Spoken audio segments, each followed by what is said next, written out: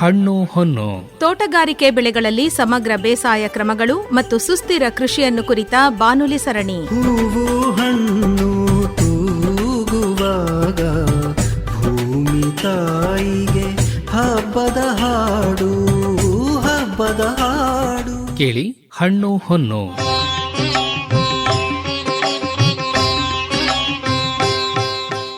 ಹಣ್ಣು ಹೊನ್ನು ಕಾರ್ಯಕ್ರಮಕ್ಕೆ ರೈತ ಬಾಂಧವರೇ ನಿಮಗೆಲ್ಲ ಆತ್ಮೀಯ ಸ್ವಾಗತ.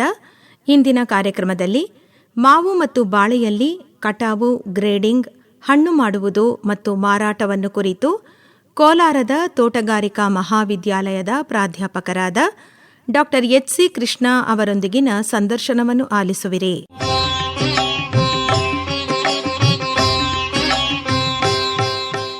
ಡಾಕ್ಟರ್ ಕೃಷ್ಣ ಅವರೇ, ನಮಸ್ಕಾರ. ನಮಸ್ಕಾರ. ತಾವು ಇವತ್ತಿನ ದಿವಸ ಮಾವು ಮತ್ತು ಬಾಳೆ ಬೆಳೆಯಲ್ಲಿ ಕಟಾವು ಮತ್ತು ಗ್ರೇಡಿಂಗ್ ಮತ್ತು ಹಣ್ಣು ಮಾಡೋದು ಮತ್ತು ಮಾರಾಟ, ಈ ಇಷ್ಟು ವಿಚಾರಗಳಿಗೆ ಸಂಬಂಧಪಟ್ಟಂತೆ ವಿವರವಾಗಿ ಮಾಹಿತಿಯನ್ನು ನೀಡಬೇಕು. ಆಯಿತು, ಖಂಡಿತವಾಗಿ. ನೀವೇನು ಹೇಳಿದಿರಲ್ಲ, ಕಟಾವು ಮಾಡುವುದು, ಮಾಗಿಸುವುದು, ಶೇಖರಣೆ ಮಾಡುವುದು, ಇದನ್ನೆಲ್ಲನೂ ನಾವು ಕೊಯ್ಲೋತ್ತದ ನಿರ್ವಹಣೆ ಅಂತ ಹೇಳ್ತೀವಿ. ಅಂದರೆ ಕಟಾವು ಆದಮೇಲೆ ಹೇಗೆ ನಾವು ಹಣ್ಣುಗಳನ್ನ ನಿರ್ವಹಣೆ ಮಾಡಬೇಕು ಅಂತ ಹೇಳ್ಬಿಟ್ಟು, ಅದಕ್ಕಿಂತ ಮುಂಚೆ ಒಂದು ಸ್ವಲ್ಪ ನಾವು ಹಣ್ಣು ಯಾಕೆ ಬೇಕೆ ಕೆಟ್ಟೋಗುತ್ತೆ ಅಂತ ತಿಳ್ಕೊಬಿಟ್ಟು ಅಂದರೆ ಚೆನ್ನಾಗಿರುತ್ತೆ ಅಂತ ನನ್ನ ಭಾವನೆ. ಈಗ ಒಂದು ಮಾವು ಇರ್ಬೋದು, ಬಾಳೆಹಣ್ಣೆ ಇರ್ಬೋದು, ಯಾವುದೇ ಒಂದು ಹಣ್ಣು ತರಕಾರಿಗಳೇನೇ ಇರ್ಬೋದು, ಕಟಾವು ಆದಮೇಲೆ ಅವು ಜೀವ ಇರುತ್ತಾ ಅಂತ ಒಂದು ಪ್ರಶ್ನೆ. ನಮ್ಮಲ್ಲಿ ಮನುಷ್ಯರಿಗೆ ಇರುವಂಥದ್ದೇ ಬೇರೆ, ಹಣ್ಣು ತರಕಾರಿಗಳಿಗಿರುವಂಥದ್ದೇ ಬೇರೆ. ಹಣ್ಣು ತರಕಾರಿಗಳಲ್ಲಿ ಕಟಾವು ಆದಮೇಲೂ ಅದಕ್ಕೆ ಜೀವ ಇರುತ್ತೆ. ಜೀವ ಇರೋದಕ್ಕೋಸ್ಕರ ನಾವು ಅದನ್ನು ಜೋಪಾನವಾಗಿ ಕಾಪಾಡ್ಕೊಳ್ಬೇಕಾಗ್ತದೆ. ಜೋಪಾನ ಕಾಪಾಡ್ಕೊಳ್ಬೇಕು ಬಂದಾಗ, ಈಗ ಶೇಖರಣೆ ಮಾಡೋದಾಗಿರಲಿ, ಮಾಗಿಸೋದಾಗಿರಲಿ, ಪ್ಯಾಕಿಂಗ್ ಮಾಡಿರುವಂಥದ್ದಾಗಿರಲಿ, ಎಲ್ಲದಕ್ಕೂ ಪ್ರತಿಯೊಂದು ಹಂತದಲ್ಲೂ ಅದಕ್ಕೆ ಆದಂಥ ಒಂದು ವಿಶಿಷ್ಟವಾದಂಥ ಗುಣಧರ್ಮಗಳಿರ್ತದೆ. ಅದನ್ನು ನಾವು ಹಂತ ಹಂತವಾಗಿ ನಾವು ಮಾಡ್ಕೊಂಡು ಹೋಗ್ಬೋದು. ಫಸ್ಟು ಹಣ್ಣು ತರಕಾರಿಗಳಲ್ಲಿ ಬೇಸಿಕಲಿ ಈಗ ಮಾವು ಅಂತ ಜಾಸ್ತಿ ಮಾತಾಡ್ತಾ ಇದ್ದೀವಿ ನಾವು. ಈ ಭಾಗದಲ್ಲಿ ಜಾಸ್ತಿ ಬೆಳೀತಾ ಇರೋದ್ರಿಂದ ಮಾವಿನಲ್ಲಿ ಏನಿರುತ್ತೆ ಅಂದರೆ 80% ನೀರಿರುತ್ತೆ, 80% ನೀರಿರುತ್ತೆ. ಮತ್ತು ಇನ್ನು ಮಿಕ್ಕದ್ದು ಒಂದು 20% TSS ಅಂತ ಏನು ಹೇಳ್ತೀವಿ, ಘನ ಪದಾರ್ಥಗಳು ಅಂತ ಹೇಳ್ತೀವಿ ನಾವು. ಅದರಲ್ಲೇ ಸಕ್ಕರೆ ಅಂಶ ಇರ್ತದೆ, ಕೆಲವೊಂದು ಸ್ವಲ್ಪ ಪ್ರೋಟೀನ್ ಇರ್ತದೆ, ವೈಟಮಿನ್ಸು, ಮಿನರಲ್ಸು ಎಲ್ಲ ತುಂಬ ಜಾಸ್ತಿ ಇರುತ್ತೆ. ನಾವು ಜಾಸ್ತಿ ಎಲ್ಲಿ ನೀರಿನ ಅಂಶ ಜಾಸ್ತಿ ಇರುತ್ತೆ ಅಲ್ಲಿಗೆ ಜಾಸ್ತಿ ಅಟ್ಯಾಕ್ ಆಗುವಂಥದ್ದು ರೋಗ ರುಜಿನಗಳು ಜಾಸ್ತಿ ಅಟ್ಯಾಕ್ ಆಗ್ತದೆ. ನೋಡಿ, ಒಂದು ರಾಗಿ ಇರ್ಬೋದು, ಭತ್ತ ಇರ್ಬೋದು, ಒಣಗಿಸ್ತೀವಿ. ಅದನ್ನು ಒಣಗಿಸ್ಬಿಟ್ಟು 1 ಇಯರ್ ತನಕ ಅದನ್ನು ನಾವು ಸ್ಟೋರ್ ಮಾಡ್ತೀವಿ, ಶೇಖರಣೆ ಮಾಡ್ತೀವಿ. ಅದನ್ನೇ ನಾವು ಮಾವನ 1 ವರ್ಷ ತನಕ ಸ್ಟೋರ್ ಮಾಡೋಕ್ಕಾಗೋದಿಲ್ಲ. ಯಾಕೆ ಅಂತ ಹೇಳಿದ್ರೆ ನೀರಿನ ಅಂಶ ಇರ್ತದೆ. ನೀರು ಎಲ್ಲಿರುತ್ತೆ ಅದನ್ನು ಹ್ಯಾಂಡ್ಲ್ ಮಾಡೋದು ತುಂಬ ಕಷ್ಟ ಇರುತ್ತೆ. ಇದನ್ನು ಒಂದು ಪ್ರಬಲವಾಗಿ ನಾವು ಗಮನಿಸ್ಕೊಳ್ಬೇಕು. ಯಾವುದೇ ಹಣ್ಣಾಗಿರ್ಲಿನೂ ಇದು ಅನ್ವಯ ಆಗುತ್ತೆ. ಮತ್ತು ಇನ್ನೊಂದು, ಹಣ್ಣು ಜಾಸ್ತಿ ಇದ್ದಾಗ ವೆಯ್ಟ್ ಜಾಸ್ತಿ ಆಗ್ತಾ ಇರ್ತದೆ, ಅದು ಒಂದು ಮುಖ್ಯವಾಗಿರ್ತದೆ. ನೀರು ಜಾಸ್ತಿ ಇರೋದ್ರಿಂದನೇ ಪೋಸ್ಟ್ ಹಾರ್ವೆಸ್ಟ್ ಲಾಸು ತುಂಬ ಜಾಸ್ತಿ ಆಗುತ್ತೆ. ಎಷ್ಟಾಗುತ್ತೆ ಮಾವಿನಲ್ಲಿ ಅಂತ ಹೇಳಿದ್ರೆ ಸುಮಾರು ಶೇಕಡ ಒಂದು 10-12% ತನಕ ಆಗುತ್ತೆ. ಎಲ್ಲೆಲ್ಲಿ ಆಗುತ್ತೆ, ಕಟಾವು ಮಾಡಬೇಕಾದ್ರೆ ಆಗುತ್ತೆ, ಸಾಗಣೆ ಮಾಡಬೇಕಾದ್ರೆ ಆಗುತ್ತೆ, ಶೇಖರಣೆ ಮಾಡಬೇಕಾದ್ರೆ ಆಗುತ್ತೆ, ಗ್ರಾಹಕರ ಹಂತದಲ್ಲಿ ಆಗುತ್ತೆ. ಎಲ್ಲ ಪ್ರತಿಯೊಂದು ಹಂತದಲ್ಲೂ ಕೂಡ ಇದು ಹಂತ ಹಂತವಾಗಿ ಲಾಸ್ ಆಗ್ತಾ ಹೋಗ್ತಾ ಇರ್ತದೆ. ನಾವು ಪ್ರತಿಯೊಂದು ಹಂತದಲ್ಲೂ ಗಮನವಿಟ್ಟು ಇದನ್ನು ಪೋಸ್ಟ್ ಹಾರ್ವೆಸ್ಟ್ ನಿರ್ವಹಣೆ ಮಾಡಿದ್ರೆ ನಾವು ಗಣನೀಯವಾಗಿ ಹಣ್ಣಿನ ಲಾಸ್ ಏನಾಗ್ತಾ ಇದೆಯಲ್ಲ ಅದನ್ನು ನಾವು ಕಡಿಮೆ ಮಾಡ್ಕೊಳ್ಬೋದು. ಮತ್ತು ದೀರ್ಘಕಾಲದವರೆಗೆ ನಾವು ಹಣ್ಣನ್ನು ಕೆಡದೇ ಇರೋ ಥರ ಇಟ್ಕೊಳ್ಬೋದು. ನಗರೀಕರಣ ಆಗ್ತಾ ಇರೋದು ಒಂದು, ಪ್ರೊಡಕ್ಷನ್ ಸೆಂಟರ್ಸ್ ಇರೋದೇ ಒಂದು ಕಡೆ. ಅಂದರೆ ನಾವು ಟೈಮ್ ಅಂಡ್ ಮತ್ತು ಡಿಸ್ಟೆನ್ಸ್ ಅಂತ ಹೇಳ್ತೀವಿ. ಟೈಮು ಮತ್ತು ಡಿಸ್ಟೆನ್ಸು ಒಂದು ಎಕ್ಸಾಂಪಲ್ ಎಲ್ಲರಿಗೂ ಸಾಮಾನ್ಯವಾಗಿ ಗೊತ್ತಿರುವಂಥದ್ದು ಒಂದು ಎಕ್ಸಾಂಪಲ್ ಕೊಡ್ತೀನಿ. ಏನಂತ ಹೇಳಿದ್ರೆ ಸೇಬು ನಮ್ಮಲ್ಲಿ 365 ದಿನವೂ ಸಿಗ್ತಾ ಇರ್ತದೆ. ಯಾವುದೇ ಒಂದು ಮಾರ್ಕೆಟ್ಗೆ ಹೋಗಿ, ಗಲ್ಲಿಗೆ ಹೋಗಿ, ಯಾವುದೇ ಒಂದು ಊರಿಗೆ ಹೋಗಿ ಸೇಬು ಸಿಗುತ್ತೆ. ನಮಗೂ ಸೇಬು ಇಲ್ಲಿ ಬೆಳೆಯೋದೇ ಇಲ್ಲ. ಜಮ್ಮು ಕಾಶ್ಮೀರದಲ್ಲಿ ಬೆಳೀತಾರೆ, ಮತ್ತು ಬೇರೆ ಕಡೆಯಿಂದೆಲ್ಲ ಬರುತ್ತೆ. ಎಷ್ಟು ದೂರ ಇದೆ ನಮಗೆ ಇಲ್ಲಿಗೆ, ಮೈಸೂರಿಂದ ಜಮ್ಮು ಕಾಶ್ಮೀರಕ್ಕೆ, ಹಿಮಾಚಲ ಪ್ರದೇಶ ಹೊರಗಡೆ ಶೀತ ವಲಯದಲ್ಲಿ ಬೆಳೆಯುವಂಥದ್ದು 3000 ಕಿಲೋಮೀಟರ್ ತನಕ ಇದೆ. ಅಷ್ಟು ದೂರದಿಂದ ಬರಬೇಕು ಅಂತ ಹೇಳಿದ್ರೆ ಎಷ್ಟು ಶ್ರಮ ವಹಿಸಿರುತ್ತೆ ಅದು, ಮತ್ತು ಎಷ್ಟು ಸಮಯ ತಗೊಳುತ್ತೆ. ಅದೇ ನಮ್ಮ ಇಲ್ಲಿ ಕೈ ತೋಟದಲ್ಲಿ ಇರುವಂಥ ಯಾವುದೇ ಇರಲಿ, ಮಾವನೇ ಇರ್ಬೋದು, ಸಪೋಟ ಇರ್ಬೋದು, ಪಪ್ಪಾಯ ಇರ್ಬೋದು, ಬನಾನ ಇರ್ಬೋದು, ನಾವು ಇಲ್ಲಿಂದ ಕಟಾವು ಮಾಡಿ ತಗೊಬರ್ಬೇಕು ಅಂತ ಹೇಳಿದ್ರೆ ಸಮಯನೂ ಕಡಿಮೆ ಬೇಕು, ದೂರನೂ ಕಡಿಮೆನೇ ಇರುತ್ತೆ. ನಾವು ಎಲ್ಲಿ ದೂರ ಜಾಸ್ತಿ ಆಗುತ್ತೆ ಅಲ್ಲಿ ಪೋಸ್ಟ್ ಹಾರ್ವೆಸ್ಟ್ ನಿರ್ವಹಣೆ ಇದೆಯಲ್ಲ ಅದು ತುಂಬ ಜಾಸ್ತಿ ಬೇಕಾಗುತ್ತೆ. ಈಗ ಎಕ್ಸ್ಪೋರ್ಟ್ ಮಾಡಬೇಕು ಅಂತ ಹೇಳಿದ್ರೆ ನಾವೀಗೆಲ್ಲ ನಗರೀಕರಣ ಆಗ್ತಾ ಇದ್ದೀವಲ್ಲ, ಈಗ ಸಪೋಸ್ ಬೆಂಗಳೂರು ಅಂತ ತಿಳ್ಕೊಬೋದು, 150 ಕಿಲೋಮೀಟ್ರ್ ಆಗುತ್ತೆ, 3 ಅವರ್ಸ್ ಆಗುತ್ತೆ. ನೀವು ಅದೇ ಮುಂಬೈಗೆ ಹೋಗಬೇಕು ಅಂತ ಹೇಳಿದ್ರೆ 1500 ಕಿಲೋಮೀಟರ್ಸ್ ಸಾಧಾರಣವಾಗಿ ಒಂದು 24 ಅವರ್ಸು 36 ಅವರ್ಸ್ ಬೇಕಾಗುತ್ತೆ. ಅದೇ ಎಕ್ಸ್ಪೋರ್ಟ್ ಮಾಡಬೇಕು ಅಂತ ಹೇಳಿದ್ರೆ 10 ಡೇಸ್ ಬೇಕಾಗ್ತದೆ, 15 ಡೇಸ್ ಬೇಕಾಗುತ್ತೆ. ಈಗ ಏರ್ ಕಾರ್ಗೋನಲ್ಲಿ ಬೇಕಾದರೆ 1 ಡೇ 2 ಡೇಸ್ನಲ್ಲಿ ಬೇಕಾಗುತ್ತೆ. ನೀವು ಜಾಸ್ತಿ ದಿನ ಇಡಬೇಕು ಅಂತ ಹೇಳಿದ್ರೆ ಕೊಯ್ಲೋತ್ತರ ನಿರ್ವಹಣೆ ಜಾಸ್ತಿ ಮಾಡಬೇಕಾಗುತ್ತೆ. ಇದು ಒಂದು ಸಿಂಪಲ್ ಪ್ರಿನ್ಸಿಪಲ್ಸ್ ನಾವು ಅಂದ್ಕೊಳ್ಬೋದು. ಇದು ಯಾಕೆ ಅಂತ ಹೇಳಿದ್ರೆ ಮೊದಲೇ ಹೇಳಿದೆ ನಾನು, ಮಾವು ಜೀವಿಸ್ತದೆ, ಕಟಾವಾದ್ಮೇಲೂ ಜೀವಿಸ್ತಾ ಇರ್ತದೆ. ನಮ್ಮ ಥರ ಮನುಷ್ಯರ ಥರನೇ ಉಸಿರಾಡ್ತಾ ಇರುತ್ತೆ, ಬೆವರು ಬರ್ತಾ ಇರ್ತದೆ, ಶಾಖ ಉತ್ಪತ್ತಿ ಆಗ್ತಾ ಇರ್ತದೆ. ನಮಗೆ ಹೇಗೆ ಸುಸ್ತಾಗುತ್ತೆ ಅದೇ ರೀತಿ ಹಣ್ಣುಗಳಿಗೂ ಕೂಡ ಸ್ಟ್ರೆಸ್ ಆಗ್ತಾ ಇರುತ್ತೆ. ಇದನ್ನೆಲ್ಲ ನಾವು ಗಣನೆಗೆ ತಗೊಂಡ್ರೆ ಉಸಿರಾಡುವಂಥದ್ದನ್ನು ಕಡಿಮೆ ಮಾಡ್ಕೊಳ್ಬೇಕು, ತಂಪು ವಾತಾವರಣದಲ್ಲಿ ಇಡಬೇಕು, ಬೆವರು ಬರೋದನ್ನು ಕಡಿಮೆ ಮಾಡಬೇಕು, ಬಿಸಿ ಆಗುವಂಥದ್ದನ್ನು ಕಡಿಮೆ ಮಾಡ್ಕೊಳ್ಬೇಕು. ನಾವು ಇಷ್ಟನ್ನು ಕಡಿಮೆ ಮಾಡ್ಕೊಂಡ್ರೆ ಸಾಕಷ್ಟು ಪ್ರಮಾಣದಲ್ಲಿ ಶೇಖರಣೆ ಮಾಡೋದಿರಲಿ, ತುಂಬ ದೂರಕ್ಕೆ ಸಾಗಣೆ ಮಾಡುವಂಥದ್ದಿರಲಿ, ಗುಣಮಟ್ಟದ ಹಣ್ಣುಗಳನ್ನ ನಾವು ಕೊಡೋದಕ್ಕೆ, ಗ್ರಾಹಕರಿಗೆ ಕೊಡೋದಕ್ಕೆ ಅನುಕೂಲ ಆಗುತ್ತೆ. ಒಂದು ಎಲ್ಲಿಂದ ಸ್ಟಾರ್ಟ್ ಮಾಡ್ಬೋದು ಅಂತ ಹೇಳಿದ್ರೆ, ಫಸ್ಟು ಮಾವಿನ ಹಣ್ಣಿಗೆ ಕೆಲವೊಂದು ಗುಣಧರ್ಮಗಳು ಇರುತ್ತೆ. ಯಾವಾಗ ಕಟಾವು ಮಾಡಬೇಕು ಅಂತ. ಮಾವು ಹಣ್ಣುಗಳ ರಾಜ, ನಾವು ತಲತಲದಿಂದ ಬೆಳೀತಾ ಇದ್ದೀವಿ, ಎಲ್ಲರಿಗೂ ಗೊತ್ತಿರುತ್ತೆ ಯಾವ ಟೈಮ್ನಲ್ಲಿ ಕಟಾವು ಮಾಡಬೇಕು ಅಂತ ಹೇಳ್ಬಿಟ್ಟು. ಸಮಯ ಸಂದರ್ಭ, ಕಾರ್ಮಿಕರ ಲಭ್ಯತೆ, ಮಳೆ ಮತ್ತು ನಾರ್ಮಲಿ ಬೇಸಿಗೆನಲ್ಲಿ ಬರ್ತಾ ಇರುವಂಥದ್ದು ಬಿಸಿಲಿನ ಸಮಯ, ಮತ್ತು ಮೇಜರಾಗೆ ಕೂಲಿ ಕಾರ್ಮಿಕರ ಲಭ್ಯತೆ, ಮತ್ತು ಮಾರುಕಟ್ಟೆಗೆ ಅನುಗುಣವಾಗಿಯೂ ಕೂಡ ನಾವು ಯಾವ ಟೈಮ್ನಲ್ಲಿ ಹಾರ್ವೆಸ್ಟ್ ಮಾಡಬೇಕು ಇದನ್ನು ಅಂತ ಹೇಳಿದ್ರೆ, ನಾರ್ಮಲಿ ಮೋಡ ಕವಿದ ವಾತಾವರಣ ಇದ್ದರೆ ಒಳ್ಳೆಯದು, ಬೆಳಿಗ್ಗೆ ಟೈಮ್ ಕಟಾವು ಮಾಡಿದ್ರೆ ಒಳ್ಳೆಯದು, ಸಾಯಂಕಾಲ ಕಟಾವು ಮಾಡಿದ್ರೆ ಒಳ್ಳೆಯದು. ಬಟ್ ಇದು ಪ್ರಾಕ್ಟಿಕಲಿಗೆ ಆಗೋದು ಸ್ವಲ್ಪ ಕಷ್ಟ ಆಗ್ತದೆ.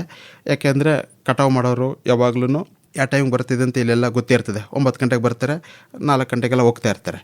ಏನು ಮಾಡೋದಕ್ಕಾಗೋದಿಲ್ಲ, ಓಕೆ ತೊಂದರೆ ಇಲ್ಲ, ಕಟಾವೇ ಮಾಡೋಣ. ಕಟಾವು ಮಾಡಬೇಕಾದ್ರೆ ಒಂದು ಕಡ್ಡಿ ತಗೊಂಡು ಹೊಡಿದೇನೆ ತೊಟ್ಟು ಸಮೇತ ಕಟ್ ಮಾಡಿ, ಒಂದು ಹಾರ್ವೆಸ್ಟಿಂಗ್ ಫೋಲ್ನಲ್ಲಿ ಕಟಾವು ಮಾಡಿ, ಕೆಳಗಡೆ ನಿಧಾನಕ್ಕೆ ಇಳಿಸಿ, ಕ್ರೇಟ್ಸ್ನಲ್ಲಿ ಇಳಿಸಿ, ಮಣ್ಣಿಗೆ ಕೆಳಗಡೆಗೆ ಟಚ್ ಆಗದೇನೆ ಇಳಿಸುವಂಥದ್ದು. ಕಟಾವಿನ ಹಂತ ನಿರ್ಧಾರ ಮಾಡೋದು ಹೇಗೆ? ಕಟಾವಿನ ಹಂತ ನಿರ್ಧಾರ ಮಾಡೋದು ಹೇಗೆ ಅಂತ ಹೇಳಿದ್ರೆ, ನಮಗೆ ಹೊಸ ಹಣ್ಣುಗಳಾದರೆ ಸ್ವಲ್ಪ ಕಷ್ಟ ಆಗುತ್ತೆ. ಇಲ್ಲಿ ನಮಗೆ ನಾರ್ಮಲ್ ಗೊತ್ತಿದೆ, ನಾವು ಹುಟ್ಟಿದಾಗಿಂದನೂ ಮಾವಿನ ಹಣ್ಣು ತಿನ್ಕೊ ಬರ್ತಾ ಇದ್ದೀವಿ. ಯಾವಾಗ ಬರುತ್ತೆ ಅಂತ ಹೇಳಿದ್ರೆ ಮಾರ್ಚ್, ಏಪ್ರಿಲ್, ಮೇನಲ್ಲಿ ಬರುತ್ತೆ ಅಂತ ಅಂದ್ಕೊಳ್ತೀವಿ. ಅದಾದಮೇಲೆ ಹೂವು ಆದಮೇಲೆ ಈಗ ಎಲ್ಲ ನಾಷ್ಟು ಒಂದು 15 ದಿನದಿಂದ ಹೂವೆಲ್ಲ ಬರೋಕ್ಕೆ ಸ್ಟಾರ್ಟ್ ಆಗಿದೆ. ಸ್ವಲ್ಪ ದಿನ ಬರ್ತಾ ಇದೆ, ಇನ್ನು ಮುಂದೆ ಬರ್ತಾ ಇರುತ್ತೆ. ಹೂವು ಬಂದಾದಮೇಲೆ 100ರಿಂದ 105 ದಿನ, 110 ದಿನಕ್ಕೆ ಕಟಾವು ಮಾಡುವಂಥದ್ದು ಇದು ಸರ್ವೇ ಸಾಮಾನ್ಯವಾಗಿ ಬರ್ತಾ ಇರ್ತದೆ. ತೋಟಕ್ಕೆ ಹೋದರೆ ಹಣ್ಣು ಕೆಳಗಡೆ ಬೀಳುತ್ತೆ, ಕಟಾವು ಬರೋಕ್ಕೆ ಸಮಯಕ್ಕೆ ಬರ್ತಾ ಇದೆ ಅಂತ ಸುವಾಸನೆ ಬರ್ತಾ ಇರ್ತದೆ. ಅದಾದಮೇಲೆ ತಿಳಿ ಹಸಿರಿನಿಂದ ಸ್ವಲ್ಪ ಲೈಟ್ ಹಸಿರಾಗ್ತಾ ಇರ್ತದೆ, ಲೈಟ್ ಗ್ರೀನು. ಅದ್ರ ಜೊತೆಗೆ ಭುಜ ಸ್ವಲ್ಪ ಮೇಲ್ಗಡೆ ಉಬ್ಬುತ್ತದೆ, ಅದ್ರ ಮೇಲ್ಗಡೆ ಯೆಲ್ಲೋ ಕಲರ್ ಬರೋಕ್ಕೆ ಸ್ಟಾರ್ಟ್ ಆಗ್ತದೆ. ಯೆಲ್ಲೋ ಕಲರ್ ಬರ್ತದಲ್ಲ, ಹಳದಿ ಕಲರು, ಕೆಲವೊಂದು ಕಡೆ ಕೆಂಪು ಕಲರು. ಹಳದಿ ಕಲರು, ಕೆಂಪು colour the best time, colour break ಅಂತ ಹೇಳ್ತೀವಿ. ಅದಕ್ಕೆ ಇದು ಎಲ್ಲರಿಗೂ ಸಾಮಾನ್ಯವಾಗಿ ಗೊತ್ತಾಗ್ಬಿಡ್ತದೆ. ಅದು ಆ ಟೈಮ್ನಲ್ಲಿ ನಾವು ಕಟಾವು ಮಾಡಬೇಕಾಗ್ತದೆ. ಕಟಾವು ಮಾಡೋಕ್ಕೇನೋ ಕಟಾವು ಕೋಲು ಅಂದ್ರಲ್ಲ, ಏನು ಸರ್ ಅದು? ನೋಡಿ, ಒಂದು ಮರ ಈಗ 15 ಅಡಿ ಇರುತ್ತೆ ಎತ್ತರ, 20 ಅಡಿ ಇರುತ್ತೆ, 25 ಅಡಿ, 30 ಅಡಿ ತನಕ ಇರುತ್ತೆ. ಕೆಲವೊಂದು ಹಳೇ ತೋಟಗಳೆಲ್ಲ ಸಾಧಾರಣವಾಗಿ ಒಂದು 15-20 ಅಡಿ ಅಂತ ಇದ್ದೇ ಇರುತ್ತೆ. 15-20 ಅಡಿಯಿಂದ ನಾವು ಒಂದು ವೇಳೆ ಕಡ್ಡಿನಲ್ಲಿ ಹಾಗೆ ಜಸ್ಟ್ ಅಲ್ಲಾಡಿಸ್ಬಿಟ್ಟು ಕೆಳಗಡೆ ಬಿದ್ದರೆ, ಕೆಳಗಡೆ ಬಿದ್ದಾಗ ಇಂಪ್ಯಾಕ್ಟ್ ಡ್ಯಾಮೇಜ್ ಅಂತ ಹೇಳ್ತೀವಿ. ಇಂಪ್ಯಾಕ್ಟ್ ಡ್ಯಾಮೇಜ್ ಆದರೆ ಒಳಗಡೆ ಇರುವಂಥ ತಿರುಳುಗೆ ಹಾಳಾಗುತ್ತೆ. ಅದು ಹಾಳಾದಮೇಲೆ ಬ್ರೌನ್ ಆಗುತ್ತೆ ಮತ್ತು ರೋಗ ರುಜಿನಗಳಿಗೆ ತುತ್ತಾಗುತ್ತೆ. ಅದು ಮ್ಯಾನಿಫೆಸ್ಟೇಷನ್ ಆಗುವಂಥದ್ದು 1-2 ದಿನ 3 ದಿನ ಆದಮೇಲೆ ಆಗುತ್ತೆ. ಅದು ಒಳಗಡೆಗೆ ಗಾಯ ಆಗೋಕ್ಕೆ ಸ್ಟಾರ್ಟ್ ಆಗಿಬಿಡುತ್ತೆ, ಸರಿಯಾಗಿ ಹಣ್ಣಾಗೋದಿಲ್ಲ, ಗುಣಮಟ್ಟ ತುಂಬ ಕಡಿಮೆ ಆಗಿಬಿಡುತ್ತೆ.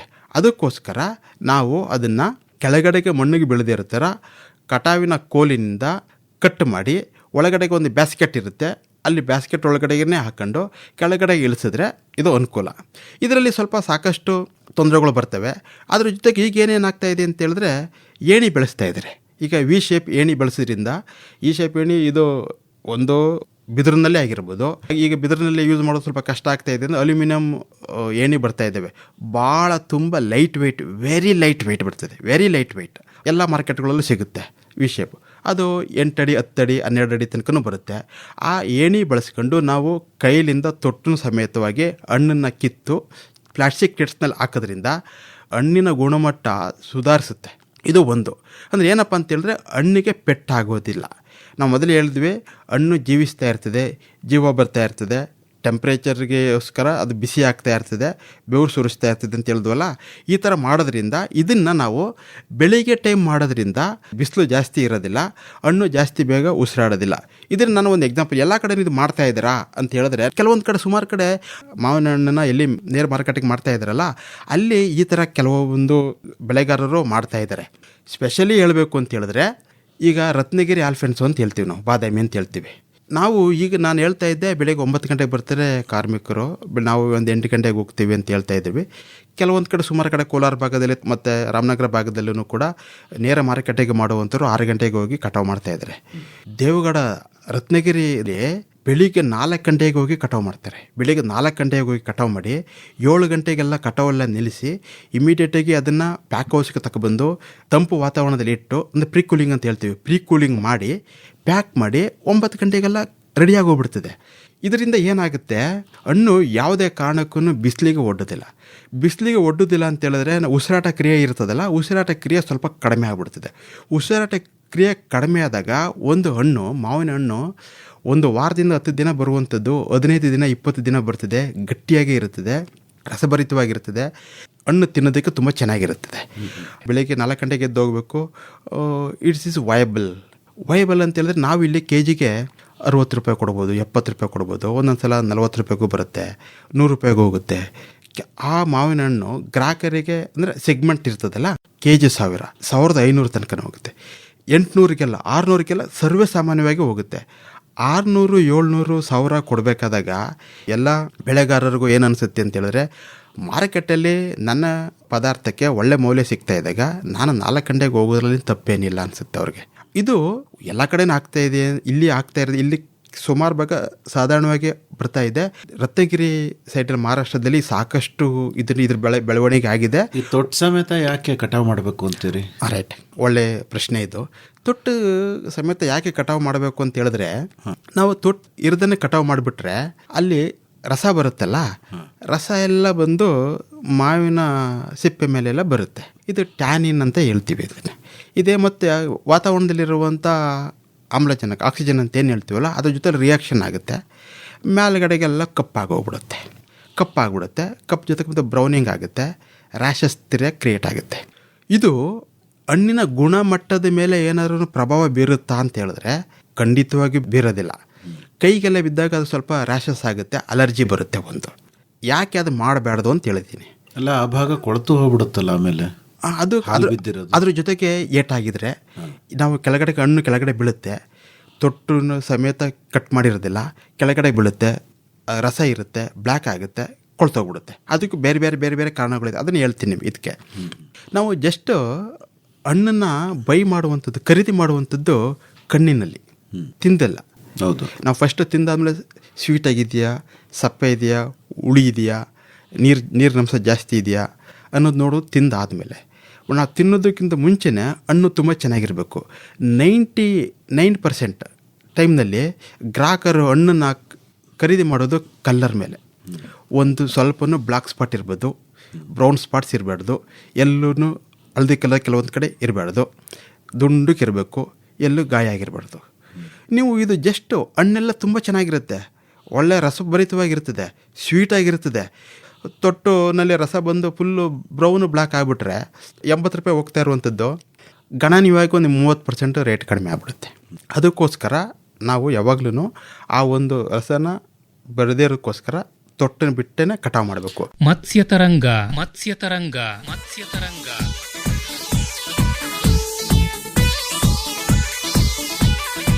ಮೀನು ಸಾಕಾಣಿಕೆ ತಾಂತ್ರಿಕತೆಗಳನ್ನು ಕುರಿತ ಬಾನುಲಿ ಸರಣಿ ಪ್ರತಿ ಮಂಗಳವಾರ ಸಂಜೆ 6:50 ಕೃಷಿರಂಗ ಕಿಸಾನ್ವಾಣಿಯಲ್ಲಿ. ಮತ್ಸ್ಯೋದ್ಯಮದಲ್ಲಿ ತೊಡಗುವ ಆಸಕ್ತರಿಗೆ, ಉತ್ಸಾಹಿ ಕೃಷಿಕರಿಗೆ ಮಾಹಿತಿ ಹಾಗೂ ಮಾರ್ಗದರ್ಶನ ನೀಡಲಿದೆ ಮತ್ಸ್ಯತರಂಗ. ಬಂಗಡಿ ಮೀನು ಬಳಕಿದಾಗ ನೇರ ಫೋನ್ ಇನ್ ಕಾರ್ಯಕ್ರಮಗಳು, ಅನುಭವಿ ರೈತರ ಕಿವಿಮಾತು, ಅಧಿಕಾರಿಗಳ ಹಿತನುಡಿ, ತಜ್ಞರ ವಿಷಯ ಮಂಡನೆ ಹಾಗೂ ಸೂಕ್ತ ಪ್ರಾಯೋಗಿಕ ತರಬೇತಿಗಳ ಆಯೋಜನೆ ಸರಣಿಯ ವಿಶೇಷ. ನೀನೊಂದು ಮಿಂಚಿ ಓಡಾಡಿದೆ ಮನದ ಕಡಲಾಳಕ್ಕೆ, ಅರಸುತ್ತ ಈಜಿದೆ ತೀರವ. ಮೀನು ಕೃಷಿ ಮಾಡಬೇಕೇ? ಹಾಗಾದರೆ ತಪ್ಪದೇ ಆಲಿಸಿ ಪ್ರತಿ ಮಂಗಳವಾರ ಸಂಜೆ 6:50 ಕೃಷಿರಂಗ ಕಿಸಾನ್ ವಾಣಿಯಲ್ಲಿ ಬಾನುಲಿ ಸರಣಿ ಮತ್ಸ್ಯ ತರಂಗ.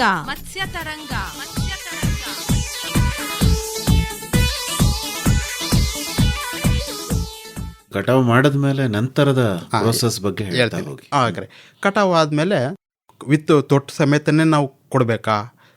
ಖಂಡಿತವಾಗೂ ಕೊಡೋದಕ್ಕಾಗೋದಿಲ್ಲ. ನಾವು ಪ್ಯಾಕ್ ಹೌಸ್ಗೆ ತಗೊಂಡು ಹೋಗ್ತೀವಿ. ಹಣ್ಣು ಸ್ವಲ್ಪ ಕೂಲ್ ಆಗುತ್ತೆ. ಸ್ಟಾಕ್ನ ಕಟ್ ಮಾಡ್ತೀವಿ. ಸ್ಟಾಕ್ನ ಕಟ್ ಮಾಡಾದ್ಮೇಲೆ ಎಷ್ಟು ಸ್ಟಾಕಿಗೆ ಕಟ್ ಮಾಡಬೇಕು? 0.6 ಸೆಂಟಿಮೀಟ್ರ್. 1 ಸೆಂಟಿಮೀಟ್ರ್ಗಿಂತ ಸ್ವಲ್ಪ ಕಡಿಮೆ. ಯಾಕೆ 1 ಸೆಂಟಿಮೀಟ್ರ್ಗಿಂತ ಕಡಿಮೆ? ತೊಟ್ಟು ಇರಲೇಬೇಕು ಅಂತ ಹೇಳಿದ್ರೆ ಕಟ್ ಮಾಡಿಬಿಟ್ಟು ಇನ್ವರ್ಟೆಡ್ ಆಗಿ ಇಡ್ತೀವಿ. ರಸ ಎಲ್ಲ ಸೋರು ಹೋಗ್ಬಿಡುತ್ತೆ. ರಸ ಎಲ್ಲ ಸೋರು ಆದಮೇಲೆ ನಾವು ಬೇಕಾದ್ರೆ ಹಣ್ಣನ್ನು ತೊಳಿಬೋದು. ನೀರಿನ ಲಭ್ಯತೆ ಇಲ್ಲ, ಸ್ವಲ್ಪ ನಮಗೆ ಸೌಕರ್ಯ ಇಲ್ಲ ಅಂತ ಹೇಳಿದ್ರೆ ತೇವದ ಬಟ್ಟೆನಲ್ಲೇ ಒರೆಸ್ಬೋದು, ಇಲ್ಲಾಂದರೆ ಡ್ರೈ ಬಟ್ಟೆನಲ್ಲೇ ಒರೆಸ್ಬೋದು. ಆ ರಸ ಎಲ್ಲ ಪೂರ ಹೋಗ್ಬಿಡ್ಬೇಕು. ತೊಟ್ಟು ಇರಲೇಬೇಕು. ಯಾಕೆ ಅಂತ ಹೇಳಿದ್ರೆ ನಾನು ಮೊದಲೇ ಹೇಳಿದೆ, ಹಣ್ಣು ಉಸಿರಾಡುತ್ತೆ, ಮತ್ತು ಬೆವರು ಸೂರಿಸುತ್ತೆ, ಟ್ರಾನ್ಸ್ಪಿರೇಟ್ ಆಗುತ್ತೆ ಅಂತ ಹೇಳ್ಬಿಟ್ಟು. ನಾವು ತೊಟ್ಟು ತೆಗೆದುಬಿಟ್ರೆ that is the vulnerable point. Vulnerable point ಅಂತ ಹೇಳಿದ್ರೆ ಅದೇ ಪಾಯಿಂಟಿಂದ ನೀರಿನಂಶ ಹೊರಗಡೆ ಹೋಗ್ತಾ ಇರ್ತದೆ. ನೀವು ಹೇಳ್ತಾ ಇದ್ರಿ ಅಲ್ಲೆಲ್ಲ ಬ್ಲಾಕ್ ಸ್ಪಾಟ್ ಆಗ್ತದೆ ಮತ್ತು ರೋಗ ರುಜಿನಗಳು ಕೊಳ್ತೋಗೋ ಸಾಧ್ಯತೆ ಇರುತ್ತೆ ಅಂತ ಹೇಳಿದ್ರಲ್ಲ. ಹಣ್ಣು ಯಾವಾಗ್ಲೂ ದೇವರು ಅದಕ್ಕೆ ಆದಂಥ ಒಂದು ಪರಿಕಲ್ಪನೆ ಕೊಟ್ಟಿರ್ತಾರೆ. ಸಿಪ್ಪೆ ಮೇಲ್ಗಡೆ ವ್ಯಾಕ್ಸ್ ಕೋಟಿಂಗ್ ಇರುತ್ತೆ. ವ್ಯಾಕ್ಸ್ ಕೋಟಿಂಗ್ ಏನು ಮಾಡುತ್ತೆ? ನೀರಿನಂಶನ ಹೊರಗಡೆಗೆ ಹೋಗದೇ ಇರೋ ಥರ ತಡೆಯುತ್ತೆ. ಅದು ತೊಟ್ಟೂ ಇರುತ್ತೆ. ನಾವು ತೊಟ್ಟು ತೆಗೆದಾದ್ಮೇಲೆ ಏನಾಗುತ್ತೆ? ಆ ತೊಟ್ಟಿನ ಮುಖಾಂತರ ನೀರಿನಂಶ ಎಲ್ಲ ಹೊರಗಡೆ ಹೋಗ್ತಾ ಇರ್ತದೆ. ಆ ತೊಟ್ಟಿನ ಮುಖಾಂತರ ಮೈಕ್ರೋ ಆರ್ಗ್ಯಾನಿಸಮ್ಸ್, ಸೂಕ್ಷ್ಮಾಣು ಜೀವಿಗಳೆಲ್ಲ ಒಳಗಡೆ ಹೋಗೋ ಸ್ಟಾರ್ಟ್ ಆಗುತ್ತೆ. ಹಣ್ಣು ಮೊದಲು 15 ದಿನ ಬರುವಂಥದ್ದು 1 ವಾರ ಬರೋಕ್ಕೆ ಸ್ಟಾರ್ಟ್ ಆಗುತ್ತೆ. ಅದಕ್ಕೋಸ್ಕರ ತೊಟ್ಟಿನ ಸಮೇತ ಕಟಾವು ಮಾಡಬೇಕು. 0.6 to 1 ಸೆಂಟಿಮೀಟರ್ಸ್ ಇರಬೇಕು. ಈ ಮಾಗ್ಸೋದು ಹೇಗೆ? ನಾವು ಮೊದಲು ಹೇಳಿದೆ, ಹಣ್ಣು ಯಾವಾಗ್ಲೂ ಕಲ್ಲರ್ ಇರಬೇಕು. ಕಲ್ಲರ್ ಇದ್ದಾಗ ಸ್ವಲ್ಪ ಹಳದಿ ಕಲರ್ ಬಂದಿರಬೇಕು. ತೊಳೆಯೋದಕ್ಕೆ ಲಭ್ಯತೆ ಇದ್ದರೆ ತೊಳೆಯಿರಿ. ಪ್ಲಾಸ್ಟಿಕ್ ಕ್ರೇಟ್ಸ್ನ ಉಪಯೋಗಿಸಿ. ಪ್ಲಾಸ್ಟಿಕ್ ಕ್ರೇಟ್ಸ್ ಆದಮೇಲೆ ನಾವು ಒಳಗಡೆ ಒಂದು ರೂಮ್ನಲ್ಲಿ ಇಡ್ತೀವಿ. ಇಥಿಲಿನ್ ಮುಖಾಂತರ ಹಣ್ಣು ಮಾಡ್ತೀವಿ ನಾವು ಈಗ ಜಾಸ್ತಿ. ನಾನು ಮೊದಲು ಹೇಳಿದೆ. ಮತ್ತು ಸಮಯ ಮತ್ತು ದೂರ, ನಗರೀಕರಣ, ಎಲ್ಲರೂ ನಗರದಲ್ಲೇ ಇದ್ದಾರೆ ಜಾಸ್ತಿ.